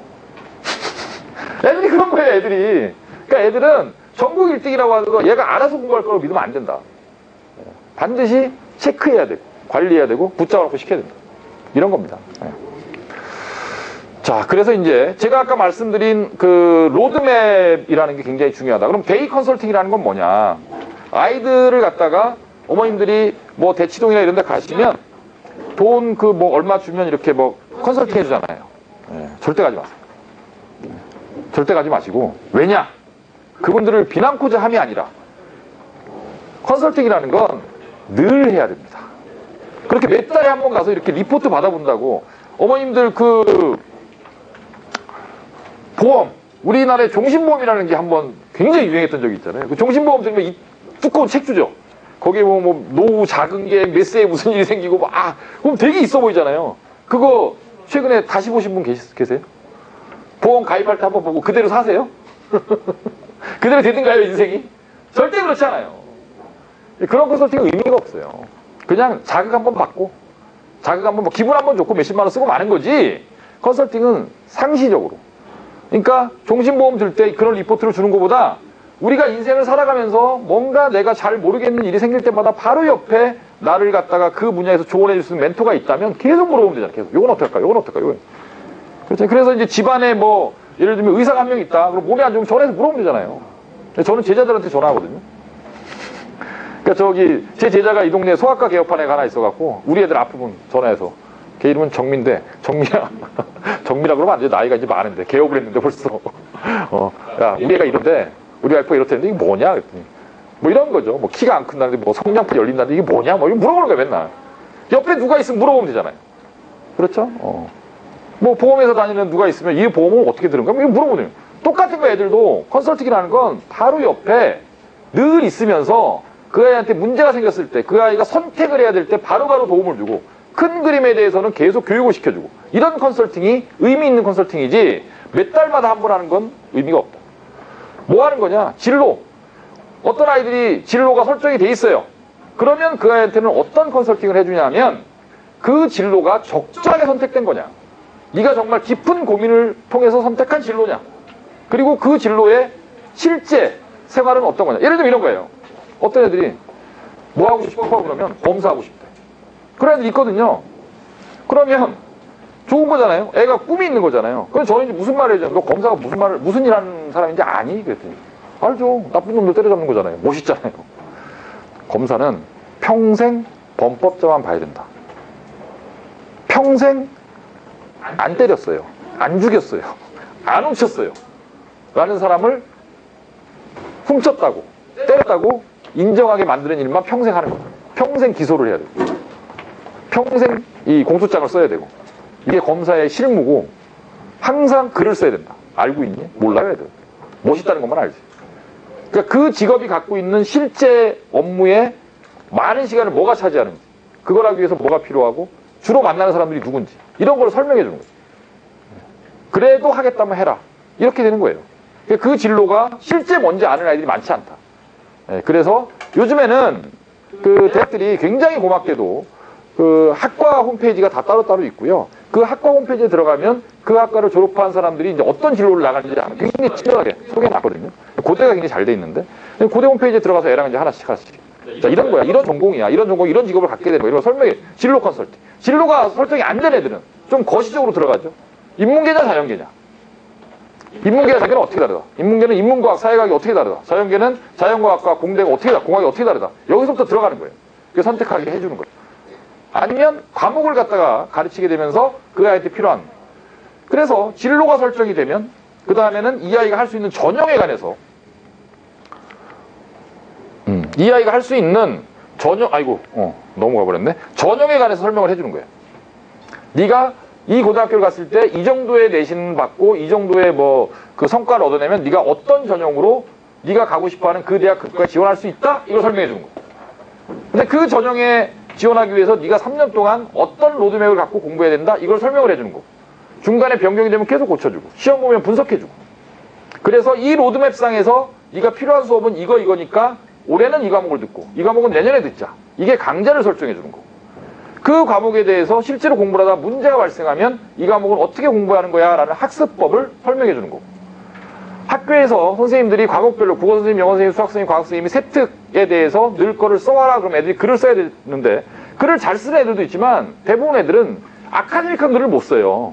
소설 같은 글, 수필류의 글은 쓰지만 아카데믹한 글, 뭔가 본인의 성과를 입증해야 돼. 논리적이고 객관적인 글은 잘 못 쓰거든요. 그러니까 처음에 세특도 봐줘야 돼요. 전부 다 애들을.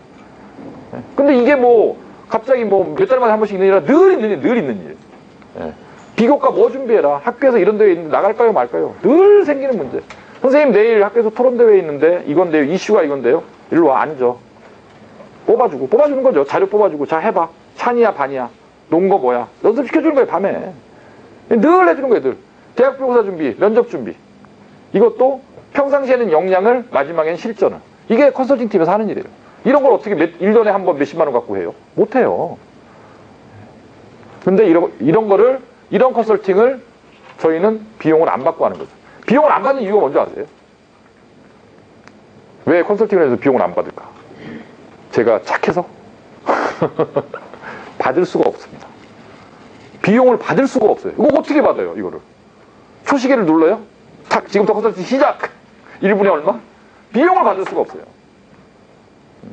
어떤 아이들은 정시를 하는 애들은 사실 수시를 하는 애들에 비해서 컨설팅 시간이 확 줄죠. 걔네들 학습법만 하면 되는 거니까. 그렇죠? 수시를 하는 애들 손이 굉장히 많이 가고요. 공부를 잘하면 잘할수록 손이 많이 가요. 공부 잘하는 애들 욕심이 많아서 계속 와요. 선생님 이것도 봐주세요. 이것도 해주세요. 정말 학습법 상담이 필요한 놈들은 안 와요. 학습법 상담이 필요해서 올 놈이면 걔는 이미 공부를 잘하고 있는 거지. 근데 얘는 학습법 상담이 필요한데 얘는 계속 와서 해달라 그래. 선생님 이거 어떻게 할까요? 이거 계속 물어봐 계속. 그러니까 공부 잘하는 거겠죠.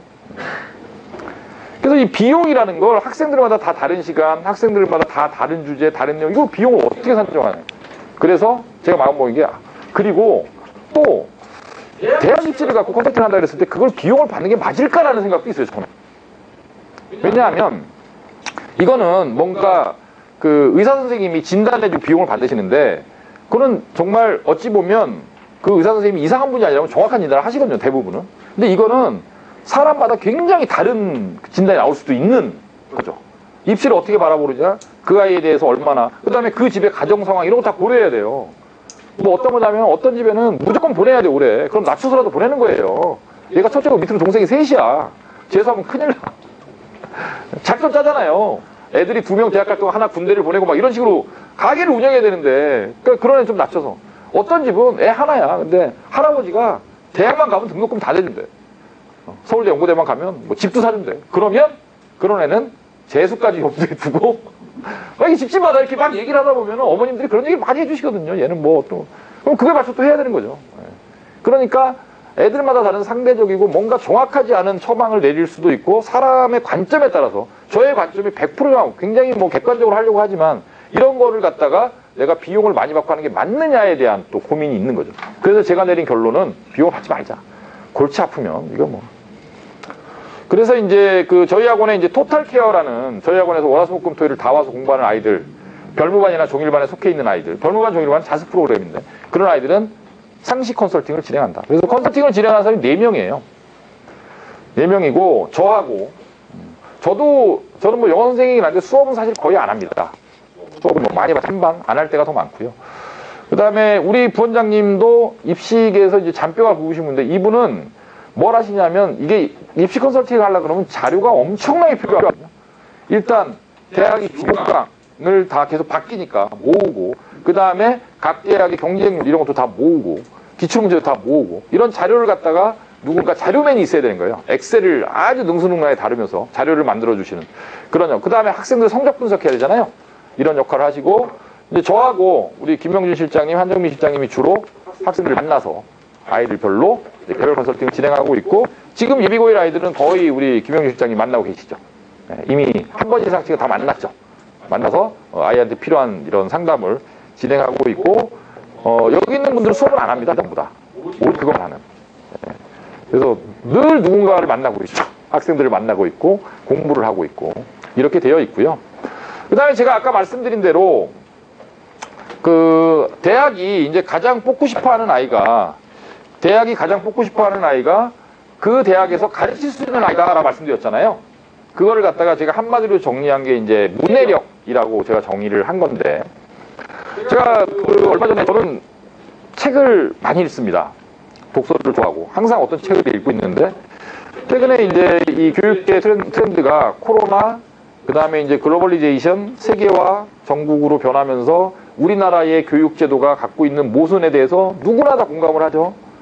그러니까 뭐 그런 거잖아요. 우리 아이들이 미래에 20년 후 30년 후에 사회에서 왕성하게 활동을 할 때 필요한 능력을 2020년도에 한국 교육이 제대로 가르치고 있느냐에 대해서는 별로 사실 만족스럽지 않죠. 옛날이랑 비슷하니까. 네. 그래서 이제 그런 책들을 굉장히 많이 읽어요. 그래서 그런 책들도 많이 읽고 그 다음에 이제 이 코로나 오면서 그 뭔가 지금 아이들이 사실 고3들이 뭐 재수생들에 비해서 피해를 봤다 이런 말을 하는데 제가 봤을 때 코로나 전국의 최대 피해자는 중3이에요. 애들이 다 망가져버렸어요. 퍼져버렸어 집에서. 이게 정말 고등학교 거를 준비해야 되는 이 중차대한 시점에 중3 애들이 그냥 다 퍼져버리고 고등학교 애들은 그래도 뭔가 시험을 계속 보고 중학교 애들은 시험도 중간고사도 뭐 거의 안 봐요. 이 근처 학교들. 한 학기가 어떻게 가는지 모르겠어요. 너무 좋아요 요즘 애들. 그냥 하루 종일 노는 시간이고 온라인 틀어놓고 딴짓하고 그러고 있잖아요 애들. 그 소중한 시간인데. 자 그래서 그런 책들이 있는데 제가 얼마 전에 이제 어떤 교육학자의 책을 읽었는데 정말 어떻게 저랑 완전히 생각이 거의 싱크로율이 90% 이상인 분이 있더라고요. 그분이 제일 강조하는 게 문해력이더라고요. 저도 이 문해력, 제 설명회를 많이 들어보신 분들은 이 얘기를 들으셨을 텐데 제가 이 얘기를 정말 많이 하거든요. 독서 이야기 맨날 하면서 문해력. 그 다음에 두 번째는 디스플리너스 숙달훈련이라고 하는 건데 이건 뭐냐 하면 중학교 공부하고 이제 고등학교 공부의 가장 큰 차이. 중학교 공부는 범위가 작아요. 중간고사, 기말고사밖에 없으니까 교과서, 이번 영어 시험 교과서 몇 과? 2과? 3과? 4과? 합쳐서. 그러니까 한 학기에 4과. 근데 교과서 4과 사실 영어 잘하는 애들 수업 이렇게 쭉 해주잖아요. 4과 본문 수업 하는데 2-3시간이면 해요. 쭉 분석해놓는데. 그리고 문제 풀면 되는 거거든요. 그리고 중학교 때의 그 아이들이 학교 시험을 보기 위해서 필요한 영어 단어의 개수는 5,000개에서 10,000개 사이? 그것도 많은 거죠. 5,000개에서 10,000개 사이 정도에다. 수능에 나오는 단어를 풀을 갖다가 쫙 넓혀놓고 이 단어를 다 외워야 된다라고 했을 때 아이들한테 필요한 단어의 개수는 4만 개. 중학교에서 고등학교 가면서 애들이 여러 지점에서 이제 멘붕을 느끼게 되는데, 영어에서 멘붕을 느끼는 건 뭐냐 하면 일단 범위가 없는 시험을 애들이 보기 시작한다는 거예요. 그렇죠? 범위가 없어지는 거예요, 시험이. 넓어지고 단어가 모르는 게 마구마구 쏟아지는 거예요. 영어는 중3에서 고1 넘어가면서 한 번 애들이 그걸 느끼고요. 고2에서 고3 넘어가서 또 한 번 느껴요. 고2 모의고사, 고1 모의고사, 고2 모의고사는 난이도가 비슷비슷해요. 근데 이제 고3 모의고사, 고2 모의고사는 이게 천지차예요. 근데 그 난이도가 단어가 어려지고 문자의 길을 이것뿐만 아니라 내용이 어려워요, 내용. 예. 소재 자체가 굉장히 어렵고. 그래서 글을 평상시에 뭐 영어로 된 글이든 국어로 된 한글로 된 글이든 어쨌든 글을 많이 읽은 아이들은 좀 편하게 읽고, 읽기가 안 되는 애들은 고3 때 영어를 잘하는데 다 틀려. 이런 문제가 생긴 거예요. 예. 그래서 이 문해력이라는 개념이 정말 중요한데 그 문해력을 확장시켜서 또 이제 숙달하게 만드는, 이거는 기반 능력이고. 그래서 이 문해력이라는 건 이제 다른 식으로 표현하면 뭐냐 하면 소통할 수 있는 능력이에요.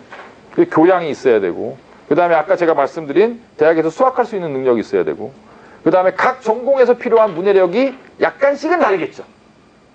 그렇죠? 수학적 이해력, 그러니까 기호로 대화할 수 있는 능력, 그렇죠? 그 다음에 사실적 이해 능력, 비판적 이해 능력, 뭐 소통 능력, 이런 것들을 갖다 포괄하는 개념이 이제 문해력이라는 개념으로 이해를 하는 거고, 이 문해력을 기르기 위해서는 뭘 해야 되느냐?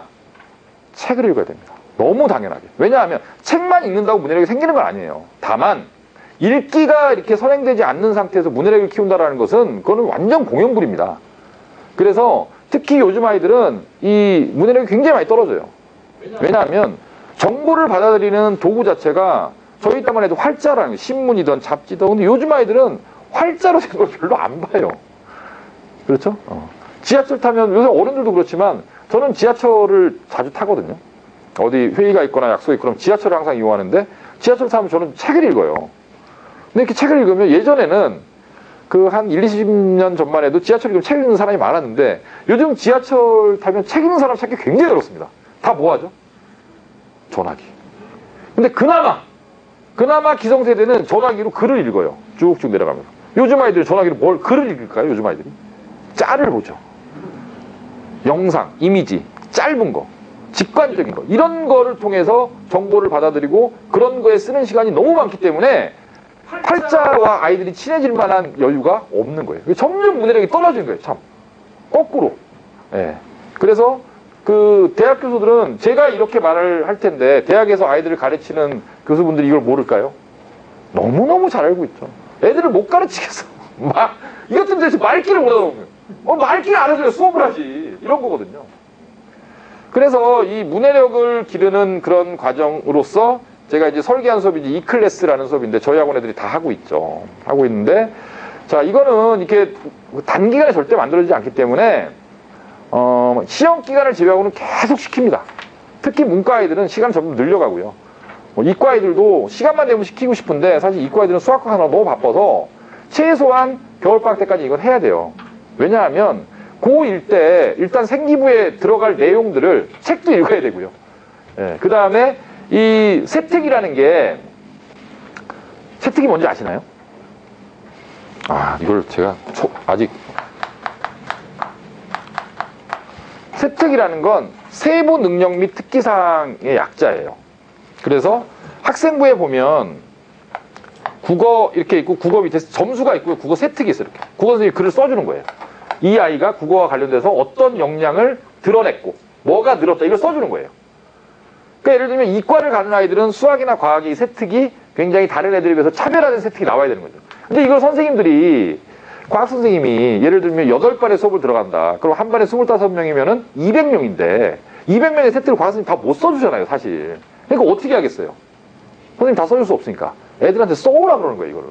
써오면 선생님이 거기다 이제 뺄 거 빼고 넣고 넣고 추가해 주는 거죠. 그러니까 아이들이 과목마다 세특을 다 내야 되는 거예요, 전부 다. 근데 글을 쓸 수 있어야 되는데, 세특의 핵심이 뭐냐면 독서예요. 교과 연계 독서. 그 주제와 관련된, 그 단원과 관련된 독서를 어떻게 해야 하느냐. 그리고 그걸 또 이 과목을 공부하는데 어떻게 응용해냈느냐. 그런 거거든요. 그 다음에 이제 이 국어에서 수행이 나오잖아요. 그러면 수행평가도 대부분이 독서예요. 수행평가 독서예요. 예. 수행평가 이제 중학교 때처럼 뭐 이렇게 리포트 내고 그런 것도 있지만, 그래, 수행을 하면서 그 수행과 관련된 독서를 하고, 그 다음에 그 독서하고 수행을 연결해서 하나의 주제를 따서 보고서를 만드는 게 과제 탐구고, 그 과제 탐구가 또 세특에 들어가고, 이런 식으로 막 돌아가는 거거든요. 이런 것들이 이제 풍성해져야 그 아이 학생부가 이제 우수한 학생부로 변하는 거죠.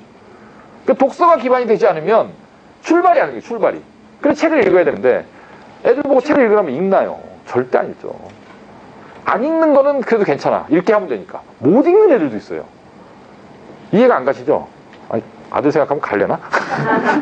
책을 못 읽어요. 그러니까 저희가 이게 작년에 했던 책인데, 작년에 이제 저희가 유발 하라리라는 작가의 책 3권을 갖고 11월, 12월, 1월, 2월을 했거든요. 그럼 이제 사피엔스라는 책인데 처음에 이제 호모데우스부터 했구나. 호모데우스를 딱 애들한테 다 단체 구매를 해서 하나씩 나눠주고 읽기 시작하는 거예요, 전부 다. 근데 애들은, 글을 읽는 애들은 이게 한 500페이지 되거든요. 그럼 100페이지, 200페이지 쭉쭉 읽는 거죠, 일주일 만에. 애들은 일주일이 지났는데 20페이지. 20페이지도 다시 물어보면 1페이지 내용을 또 몰라. 몰라요. 그러니까 이 유발 하라리라는 사람이 역사학자인데, 이 사람이 쓴 글, 그건 물론 번역을 해놓은 거긴 하지만, 그런 단어들이 있잖아요. 이 추상어죠. 개념어들. 그런 거에 대한 이해도가 없는 거야, 애들이. 그러니까 안 넘어가, 책장이. 그런 애들 어떻게 하냐. 읽어줘요. 이게 무슨 2살짜리 한글 가르치듯이 무릎에 앉힐 수는 없지만 옆에 앉으면 같이 읽어줘야 되니까, 정말로. 국어 수업하듯이. 이런 애들도 있어요. 근데 뭐 어떻게 할 거예요? 그거 뭐 엄마 보고 왜 그렇게 키웠냐고 뭐 원망을 할 거예요? 어떻게 할 거예요? 그래도 계속 가르쳐야 되니까. 읽어줘야지 방법이 있나. 그래서 이런 책도 있고, 그 다음에 뭐 이건 그 이후에 쭉 진행했던 책들이에요. 이런 책들을 갖고 계속 채택을 하는 거고요. 계속 채택을 해서 수업을 하고, 이것만 읽는 게 아니라 이제 확장시키는 거죠. 네, 그래서 이제 문과 아이들은 이 생각에 관한 생각, 이게 이제 지난번 커리가 이거였던 것 같은데, 지금 2학년 문과, 이 책은 1000페이지가 넘는 책이에요. 그런 책들을 읽는 거예요. 이제 이 정도도 읽는 거죠, 애들이. 이제 한 1년 넘게 했으니까, 이제 이 정도 쫙쫙 읽어요, 애들이. 굉장히 어려운 책인데. 그렇습니다. 그래서 이런 문해력과 관련된 이런 수업을 이제 구상을 해야겠다라고 생각해서 제가 이제 만든 수업이 이제 E클래스라는 수업인데, E는 이제 뭐 이센셜하다라는 거, 필수적이다라는 그런 뜻이고요. C라는 건 코스의 약자고요. 그 다음에 이제 LA라는 건 리버럴 아트라 그래서, 소위 리버럴 아트라는 건 대학에서 얘기하는 교양교육을 얘기하는 거예요. 부모님들도 이제 대학교 2학년 때부터 전공을 하지만 1학년 때는 뭐 무슨 정치학계로도 듣고 뭐 서양음악의 이해도 듣고 막 이런 거 듣잖아요. 교양이죠, 교양. 그러니까 기본적인 민주사회를 살아가는 시민으로서 갖춰야 될 기본적 소양, 소통을 위한 지식인으로서의 교양, 이런 것들을 어느 정도 갖추고 있어야 국어도 되고 영어도 되고 다른 것도 되는 겁니다. 그런 게 안 되니까 고3 영어에서 애들이 영어는 잘하는데 문제를 틀리는 거고, 쓰기도 안 되고 뭐 아무것도 안 되죠. 그래서 이제 S는 이제 학생들을 위한 이런 수업을 만드는 거죠. 그래서 E클래스라는 수업이 만들어지고, 저희 학원에 이제 거의 모든 학생이 E클래스를 다 하고 있죠. 거의 모든 학생이 다 하고 있고, 담당하시는 선생님이 우리 박성재 선생님이 담당하시는데, 박성재 선생님은 뭐 이렇게 특별히 막 가르치고 그냥 얘기하는 거예요, 애들이랑. 책 읽으면서 얘기하는 게 수업이에요. 편안하죠, 다른 수업보다. 예. 근데 이제 쓰기가 이제 가끔 있고, 책을 이제 읽어가면 되는 거죠. 책 읽어와, 읽어오고. 아니, 선생님 수업해주고. 수업해줘요, 수업. 그러니까 지금 이제 중학교 애들 거의 수업을 해주는데, 뭐 어떤 거냐 하면, 뭐 애들이 뭐 환율 얘기를 하는데, 선생님 환율이 뭐예요? 이런 거예요. 그래서 뭐 비교 위에 있다, 경제학 얘기를 하는데 비교 위에 있다 그러면 애들이 눈을 깜빡하면서 비교는 알겠는데 우위는 뭘까? 두 가지를 합치고 무슨 뜻이 될까? 뭐 이런. 그러니까 애들을 갖다가 정치학에 사용하는 그 주요 개념어들, 경제학 개념어들, 사회학 개념, 문화인류학 개념어들 애들한테 알려주는 거죠. 알려주면서 그와 대화를 나누는, 이런 게 수업이에요. 그러니까 애들은 좀 편하죠. 근데 어떤 애들은 되게 재밌으니까, 쉬우니까 열심히 듣는가 하면, 어떤 애들은 그 수업은 자는 시간이지. 자러 들어가는 시간이지. 그런 아이들 바꾸기가 아주 쉽지가 않습니다. 그래서 이제 E클래스라는 수업도 제가 예전부터 구상을 하고 있었는데, 이거를 가르칠 수 있는 사람이 만만치가 않은 게, 일단 가르치는 분이 인문학적 소양이 돼야 되고, 독서량도 굉장히 많아야 되는데, 박성재 선생님이라는 분을 만나면서 제가 이분이다 해갖고 같이 이제 프로그램을 만들어서 지금까지 몇 년째 진행되고 있는 그런 수업이고요. 그 다음에 이제 디스플린이라는 건데, 이건 뭐냐 하면, 이제 저희 학원 이제 수업을 만드는 제가 원칙을 몇 가지 말씀드리는 건데, 이게 고등학교 공부를 하기 위해서 이제 1단계로 필요한 거는 개념입니다. 핵심 개념이겠죠. 그렇죠? 그러니까 지금 우리 학생이 한 명이 앉아 있는데, 일단 뭐 나머지 정리라는 게 있다. 이게 이제 고등학교 수상에 나오는 개념이거든요. 나머지 정리라는 게 있다. 오늘 좀 수업할까요? 나머지 정리? 나머지 정리라는 개념이 있는데, 그러니까 fx라는 다항식이 있다. 이거를 이제 x-a라고 하는 나누었을 때, 이 1차식으로 나누었을 때 나머지를 fa라고 한다. 이거거든요. 이게 나머지 되게 짧죠? fx라는 다항식이 있다. x-a로 나눴다. 그때 나머지는 이 x 대신에 이 식에다가 a를 대입한 fa 값이다. 끝! 나머지 정리. 이게 개념인 거죠. 그러면 이게 부모님들도 아마 예전에 배웠을 텐데, 지금 이거 보니까 뭐 일단 fx부터 거부감이 막, 그렇죠? 막 스멀스멀 이렇게 올라오기 시작하면서 뭐 x-a가 뭐야? fa가 뭐야? 이거 뭐 쳐다보기가 싫죠. 그러니까 이 나머지 정리라는 핵심 개념을 아이들한테 가장 이해하기 쉽고 오래 기억될 수 있는 방식으로 설명해 주는 것. 개념을 정확하게 이해돼서 전달해 주는 것. 이게 이제 교수법의 핵심이죠. 그래서 핵심 개념이 있다. 이 핵심 개념이 있다. 그럼 이걸 갖다가 아이들한테 적절하게 설명해 줄 수 있는 방법은, 그게 이제 강의를 잘하는 사람이에요. 그렇죠? 그 수업, 그걸 잘하는 분들이 소위 대강사가 되는 거고, 유명한 선생님이 되는 거예요. 늘 이런 방법을 연구하는 거죠. 어떻게 설명하면 이걸 잘 전달할 수 있을까?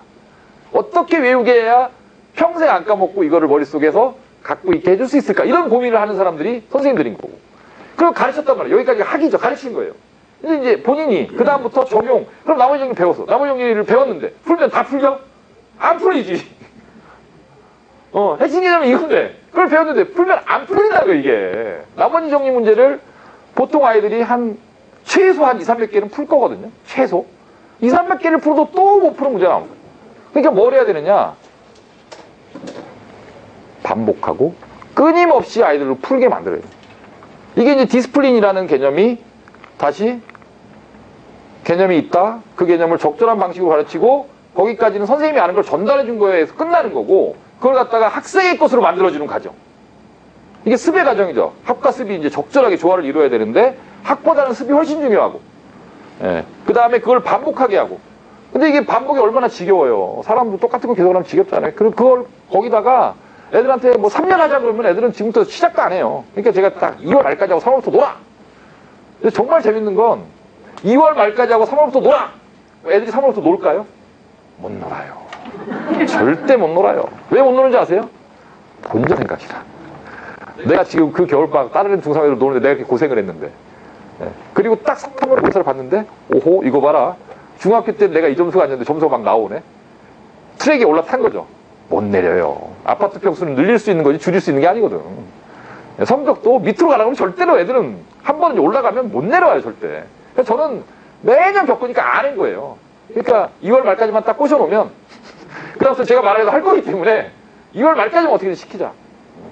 그래서 7주라는 과정을 설계할 때 일단 11월, 12월은 주 6일 정도 학교 끝나고 와서, 그래서 이제 맛을 좀 들여놓고, 그 다음에 이제 7주 동안 애들이랑 끊임없이 얘기를 할 거잖아요. 계속 매일 얘기를 하니까. 6층에 다 모아놓고 하거든요. 7주 할 때는. 그래서 이제 그 7주의 이름을 더 체인지 프로젝트라고 하는데, 학생을 바꿔내는 건데, 그래서 이제 그거를 해내면 겨울방학 1월달, 2월달을 살살 꼬셔서 데려가는 거죠. 그때 약 10% 탈락. 엄마가 7주는 억지로 시켜서 했지만 방학 수다는 나는 할 생각 없어. 나가는 거지. 그런 애들은 꼭 나중에 한 1년 있다 돌아와요. 완전히 망가져서. 왜 돌아오냐 하면 7주를 했는데 1월 달에 이제 아침 8시 50분까지 가서 밤 10시까지 매일 공부하라고 하면 애가 미치거든요. 그러니까 무조건 문 잠그고 안 나와, 집에서. 절대 안 나와, 집에서. 도망가 버리는 거예요. 그런데 고등학교를 들어갔어. 근데 7주 때 애들을 사귀었잖아요.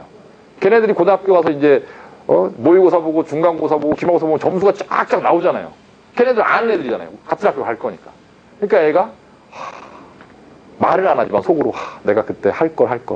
그러다가 견디다가 이제 다시 올 수는 없어. 쪽팔리니까. 그러다가 도저히 안 되겠으니까. 근데 그때는 들어갈 거 아니야.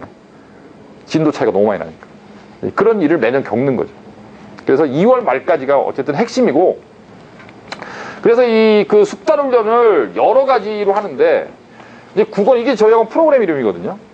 이제 국어는 뭘 하느냐 하면, 점적천석이라는 프로그램을 해요. 이 점적천석도 이제 디스플레이랑 똑같은 말이에요. 이게 점적이라는 말은, 점은 이제 한 점, 두 점 할 때, 적이라는 말은 물방울이고요. 천이라는 말은 뚫는다는 얘기고, 석이라는 말은 돌석자입니다. 똑똑 떨어지는 물방울이 돌을 뚫는다라는, 이게 디스플린이죠. 네. 이게 가시죠, 원칙인지. 국어라는 과목을 못하는 아이들의 공통점이 뭔지 아세요? 국어를 못하는 아이들의 공통점. 되게 쉬운데? 공부를 안 해요. 애들이 공부해, 그럼 무슨 공부할까요? 수학. 공부해, 그러면 이제 숙제를 하죠. 제일 먼저 수학 숙제.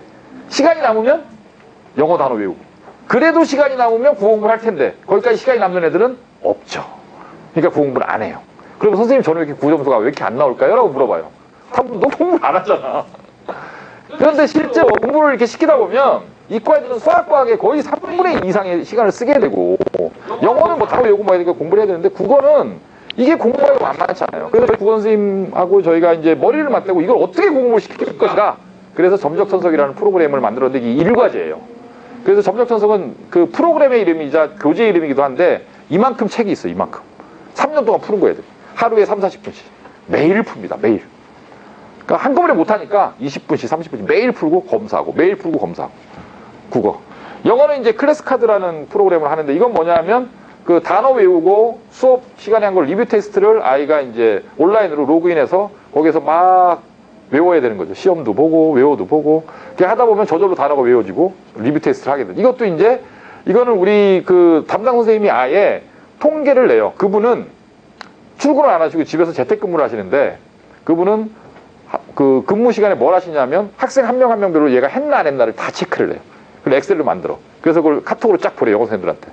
쫙 보내면 영어 선생님들 들어가서 혼만 내는 거죠. 너 일로 와, 너 일로 와, 너 안 했네, 너 왜 안 했네. 예. 클래스 카드 매일 이제 들어가서 온라인으로 이제 공부를 해야 되는 그런 거고요. 그 다음에 이제 수학은 그 연습장 검사를 합니다. 그 연습장을 두 권을 쓰게 하는데, 하나는 월수금 과제 제출용, 하나는 화목토 과제 제출용.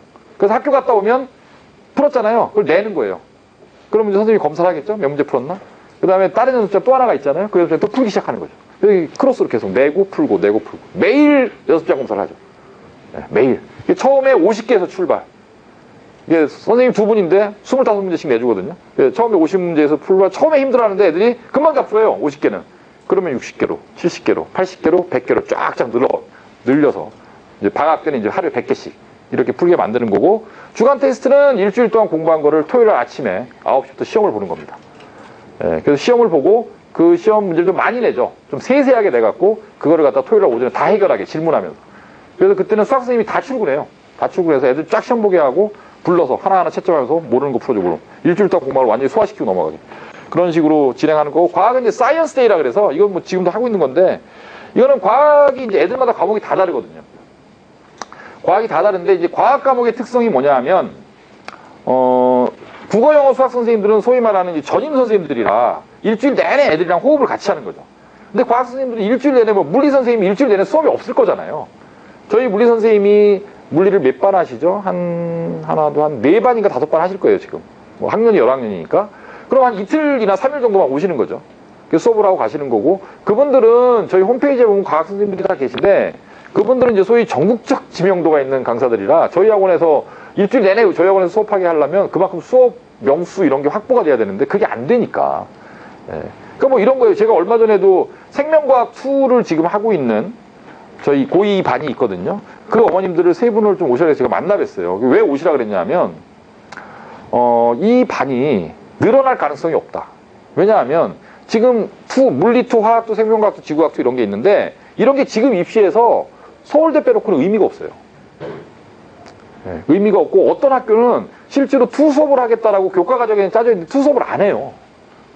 그래서 2라고 해놓고 원 수업을 다시 하는 거죠. 근데 지금 얘네들은 최상위권 애들인데, 뭐 의대, 약대 이런 거 지망하는 최상위권 애들인데 이 수업을 진행을 해야겠다. 근데 이 선생님이 3명 놓고 계속 하기에는 너무 부담스럽다는 거죠. 왜냐면 이 선생님도 생활이 있으니까. 그래갖고 수강료 좀 조정하자. 조금 더 드리자. 그래갖고 제가 부모님들 모시고 그냥 솔직하게 얘기하는 거죠. 어떻게 그럼 해야 되는데 나는 얘네들 수업이 필요하고 뭐 이런 거죠.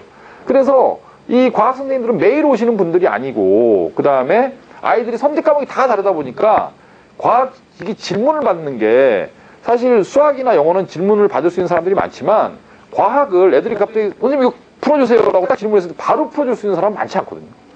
어려운 문제. 예를 들면 고3 아이들이 본 뭐 올해 9월 평가원 모의고사에 뭐 과학 3점짜리 문제를 선생님 풀어주세요. 바로 풀어줄 수 있는 선생님이 얼마나 되겠어요. 이걸 바로 풀어줄 수 있는 사람이 있죠. 그게 누구죠? 바로 작년에 그 공부를 했던 우리 제자들이지. 그렇죠? 네. 그러면 이제 저희 제자들이 사이언스에 다 오는 거죠. 그럼 이런 교실에 애들이 쫙 들어와서 공부를 하고 있고요. 여기에 물리, 화학, 생명과학, 지구과학 저희 제자들이 앉아서 서울대 다니고 연고대 다니는 애들이. 네. 그런 애들이 딱 이제 질문을 받아주는 거예요. 물리는 뭐 사실은 선생님인데 형이죠. 오빠고. 물리는 여기도 물리, 화학 딱 달고 사이언스대. 그러면서 이제 그 질문만 받아주는 게 아니라 얘네도 저희하고 3년 다니는 애들이잖아요. 우리 선생님들이, 조교들이. 근데 얘네들이 또 멘토링도 하고 뭐 이럴 때도 하고. 지금도 옆방에서 우리 오늘 지구과학 한 학생이 이제 질문을 받아주고 있던데 제가 딱 갔더니 딱 보자마자 원장 아빠. 장난치는 거죠. 대학생이니까. 그러면서 오늘 뭔 일 있어요? 왜 약골 입고 왔어? 막 이러고. 그러면서 이제 그 학원의 어떤 그 뭐라 그럴까 매뉴얼이라고 할까 우리 학원을 잘 사용하는 방법 이런 것도 애들한테 알려주고 자연스럽게 선후배가는 교감이 이루어지고 이제 그런 식으로 이런 식으로 이제 숙달을 하는 것들을 과목마다 그래서 이런 게 아까 제가 특강 같은 걸로 해결이 안 된다고 말씀드린 게 바로 이런 것들 때문이거든요. 이게 단기간에 절대 되지 않아요. 이런 과정이 반드시 있어야 된다. 자, 그래서 이제 중요한 이제 말씀 드릴 건데요. 학생을 바라보는 시각 이게 중요합니다. 저희 학원을 보내시는 목적. 저희 학원을 왜 보내실 거죠? 대학 잘 보내달라고? 제가 학생들을 바라보는 시각. 이 영어로 이제 체인저빌리티라고 되어 있는데 변화 가능성이라는 뜻입니다. 그러니까 저도 이제 서울대 사범대를 나왔는데 제가 이제 대학 다닐 때 교육학개론 수업을 들을 거잖아요. 근데 교육학개론에서 처음에 이제 교과서가 있는데 교과책이 있는데 그 책에 처음에 보면 각 그 교육학자들이 교육에 대해서 정의를 해놓은 그런 페이지가 있어요. 이 뭐 A 학자는 뭐라고 정했다, B 학자는 뭐라고 정했다. 그러니까 학자들마다 교육에 대한 정의가 다 다른데 모든 교육학자들의 정의에 다 들어가 있는 딱 한 단어. 그게 뭐냐면 변화입니다. 교육이란 학생의 변화를 이끌어내는 것이다. 변화를 시킬 수 있는 것이 교육이다.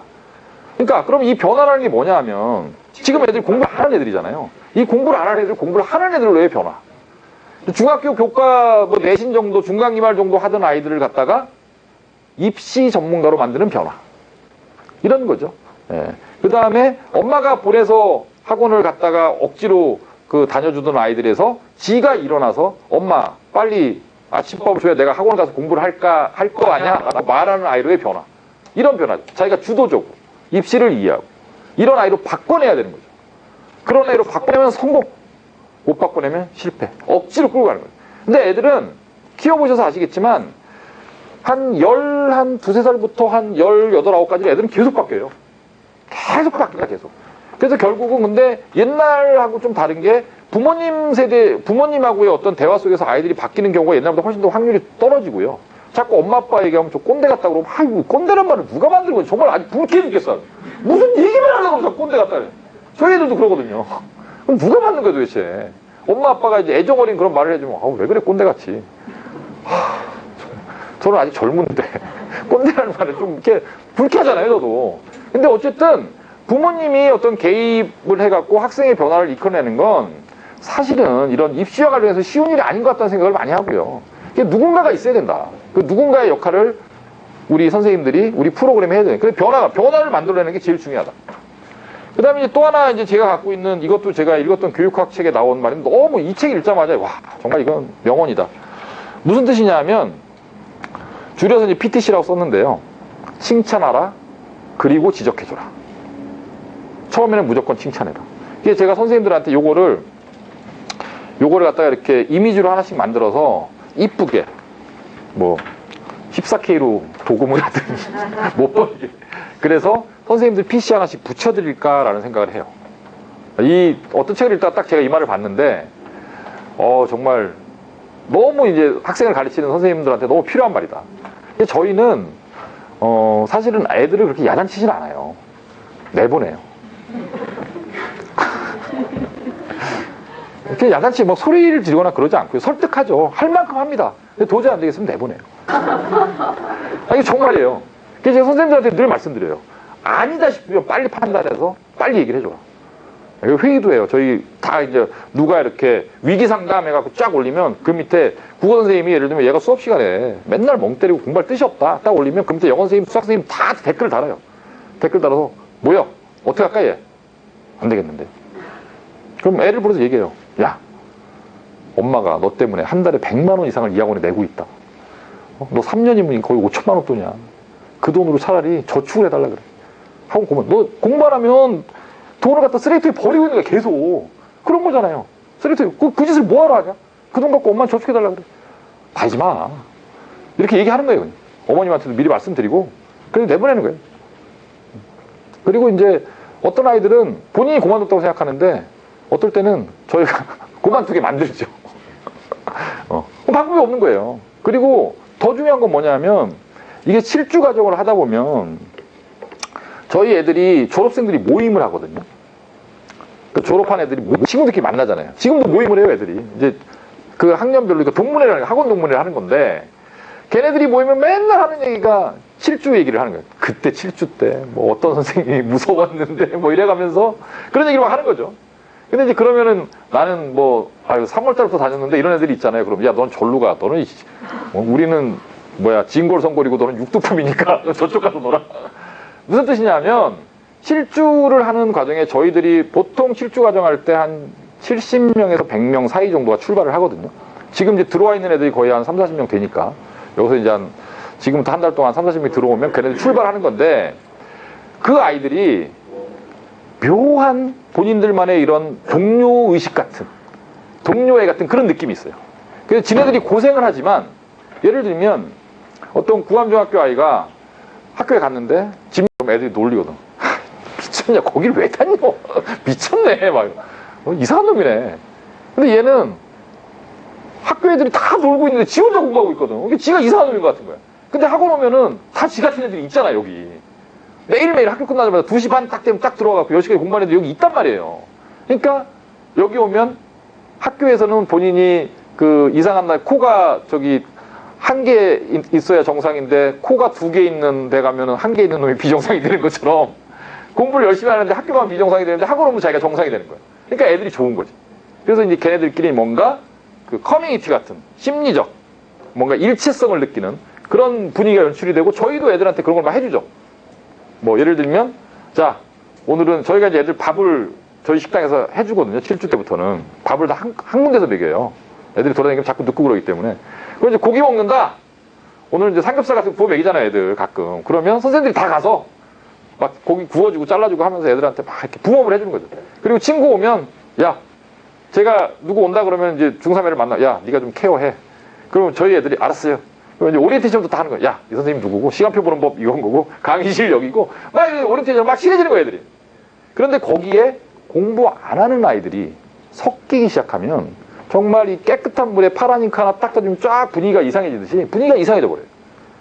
그래서 작년에도 시작하고 한 2명은 일주일 만에 내보냈고 부모님한테 죄송하다는 말씀. 뭐 방법이 없어요. 공부를 안 하고 자꾸 이상하지. 그런 거 있잖아요. 뭐 침 뱉고 침 찍찍 뱉으면서 그런 거 있잖아요. 애들 그 뭐라 그래 마초기질이라 그러나 그런 거 내세우고 괜히 애들 갖다 툭 치고 다니고. 근데 상담할 때는 이 온순했는데 얘가 왜 이러지 도대체. 그래서 고쳐주려면 도저히 안 돼. 그러면 이제 방법이 없는 거예요.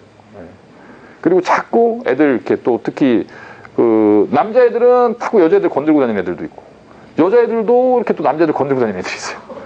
건들고 다녀 이상하게. 그러면서 자꾸 이렇게 저거 만들고 뭐라 그러죠?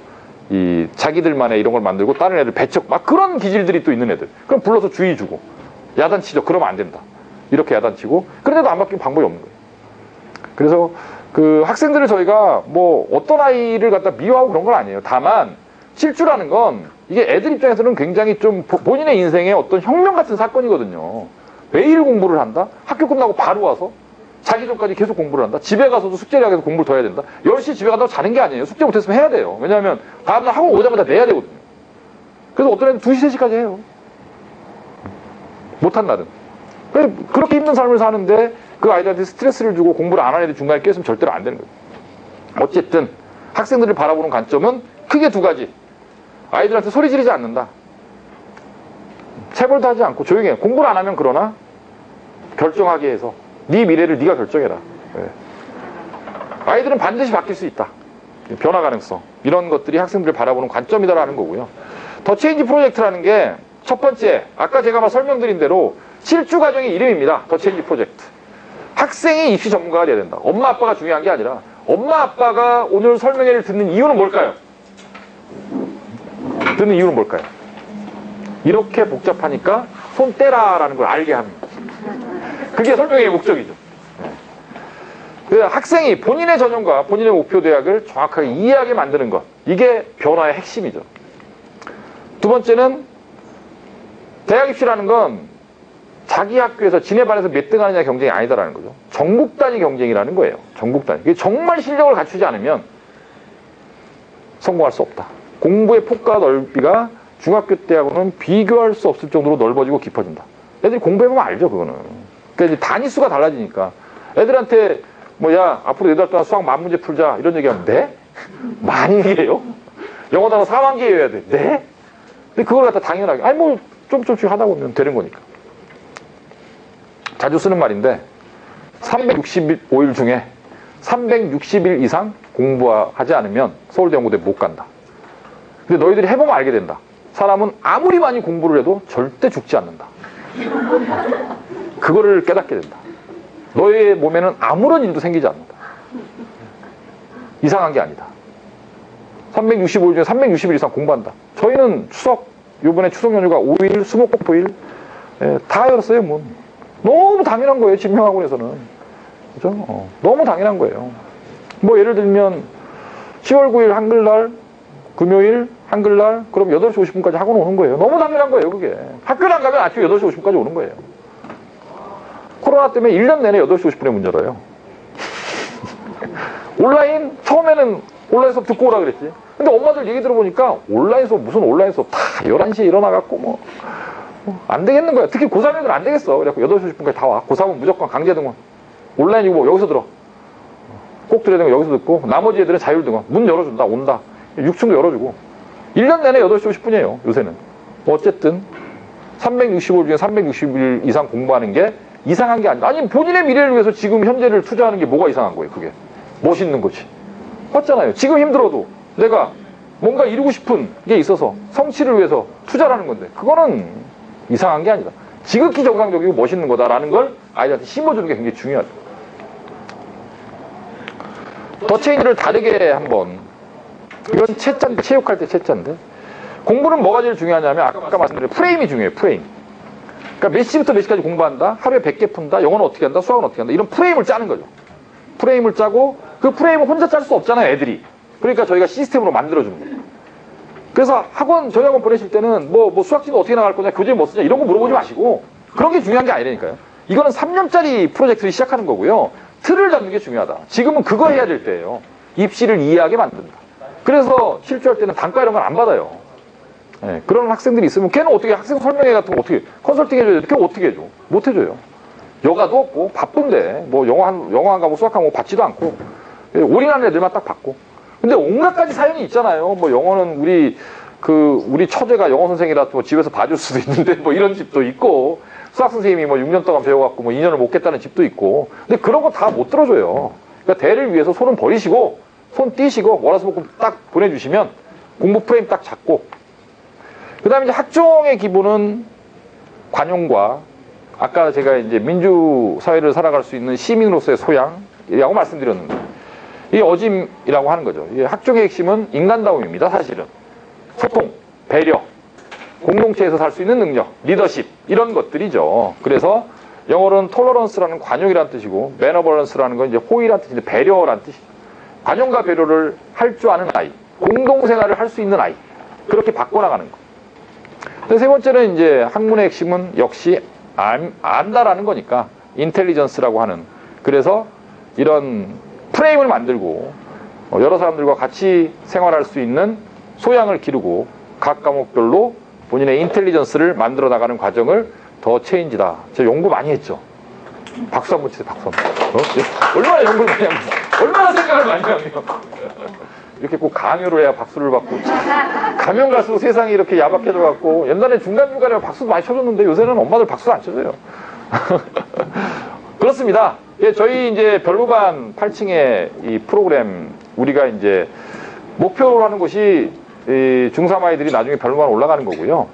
별무반은 120석 정도가 있는데 꽉 차 있어요. 지금은 못 갑니다, 중3 애들은. 그래서 종일반에서 출발하게 될 거고, 여기에서 이제 이루어지는 게 뭐냐 하면 이런 거거든요. 공부는 습관이다. 제가 프레임 말씀드렸어요. 프레임을 짜는 거고, 학과습은 다른 곳에서 진행되지 않는다. 배우고 여기서 익히고 물어보고. 그래서 제일 중요한 게 1대1 질문. 무제한 물어볼 수 있다. 모르는 건 무조건 물어본다. 늘 아이들 옆에 놓고 상시 데이 컨설팅을 할 수 있다. 그 다음에 아이들은 1년 360일 공부하는 걸 상시학습이라고 하잖아요. 시험 때만 공부하는 게 아니라 상시학습하는 아이로 바꾼다. 그래서 공부는 습관적으로 매일매일 수학도 영어도 하게 만드는 이런 공간을 별무반이라고 저희가 이제 이름을 지었는데, 이제 별자는 이제 스페셜하다 할 때, 특별하다 할 때 별자고요. 이 무자는 이제 힘쓸 무자입니다. 열심히 힘쓴다라는 뜻이고, 빠른 클래스라는 뜻이고. 그래서 이제 고려시대 때 그 윤관 장군이 만든 국사책에 나오는 별무반은 이 무자가 무의 무자고요. 저희는 힘쓸 무자로 제가 바꿔서, 제가 또 네이밍을 아주 좋아해서요. 이런 걸 만듭니다, 자꾸. 우리 아이들을 어떤 그 스피릿을 갖고 공부에 대해서 공부를 대하게 할 것인가. 그래서 이제 별반을 이제 나중에는 가야죠. 고1, 고2 올라가면 가야 되는데, 그 전에 일단 배정하고, 훈련하고, 적응하게 해서 이걸 하는 곳이 이제 종일반이죠. 6층에서 진행할 거고요. 네. 수업은 이제 뭐 수업 시간에 국어, 영어, 수학, 과학, 아까 제가 말씀드린 이 클래스 이런 걸 하다가 나중에 아이들 파악이 되면 하나씩 하나씩 분화시켜 나가죠. 그래서 저희는 그 고1 한 봄만 돼도요, 학생들마다 듣는 수업이 다 달라집니다. 어떤 아이들은 영어 수업을 빼버려요. 너무 잘해서. 내신 때만 해줘요. 예, 어떤 아이들은 수학을 배로 늘리고, 어떤 아이들은 물화생을 하고, 어떤 아이들은 화생지를 하고, 물리는 깊이 있게, 화생은 내신만, 수능만, 이런 식으로. 반이 다 다르거든요. 그래서 처음에는 그걸 할 수가 없잖아요. 애들을 파악을 해야 되니까. 진로도 설정이 안 돼 있고 전형도 설정이 안 돼 있으니까 7주 동안 충분히 상담하고 충분히 파악하고 평가도 굉장히 많이 하죠. 계속 평가해요. 계속 시험 보고. 그래서 겨울방학 들어갈 때부터 이 전형별로, 진로별로, 계열별로 수업을 나눠버리고, 그 다음에 고등학교 들어가기 전에 1학년 때 발생할 수 있는 모든 리스크를 다 해지합니다. 내신 리스크, 그 다음에 비교과 리스크, 독서 리스크, 이런 걸 다 해지해놓고 입학시키고, 들어가자마자 성취하게 만들고.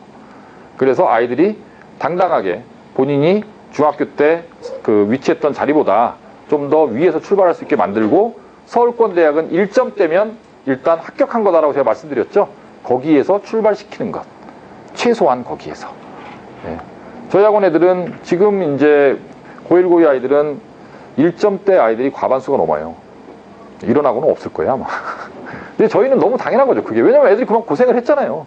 고생을 했으면 지도 즐겨야지, 없고. 그렇죠? 네. 그래서 오늘 입시 이야기부터 해서 제가 이 아이들 교육에 대해서 갖고 있는 생각, 그다음에 저희 학원이 지향하는 방향성, 프로그램까지 개략적으로 설명을 드렸고, 예, 다음 주 설명회는 이제 또 다른 주제로, 예, 시간 되시면 또 예약하고 오시고, 예, 그 2시간이 넘는 시간 동안, 2시간 넘었죠? 아, 저 시계가 없어갖고 몇 시인지도 모르고, 예, 열심히 들어주셔서 대단히 감사합니다. 마치겠습니다. 예.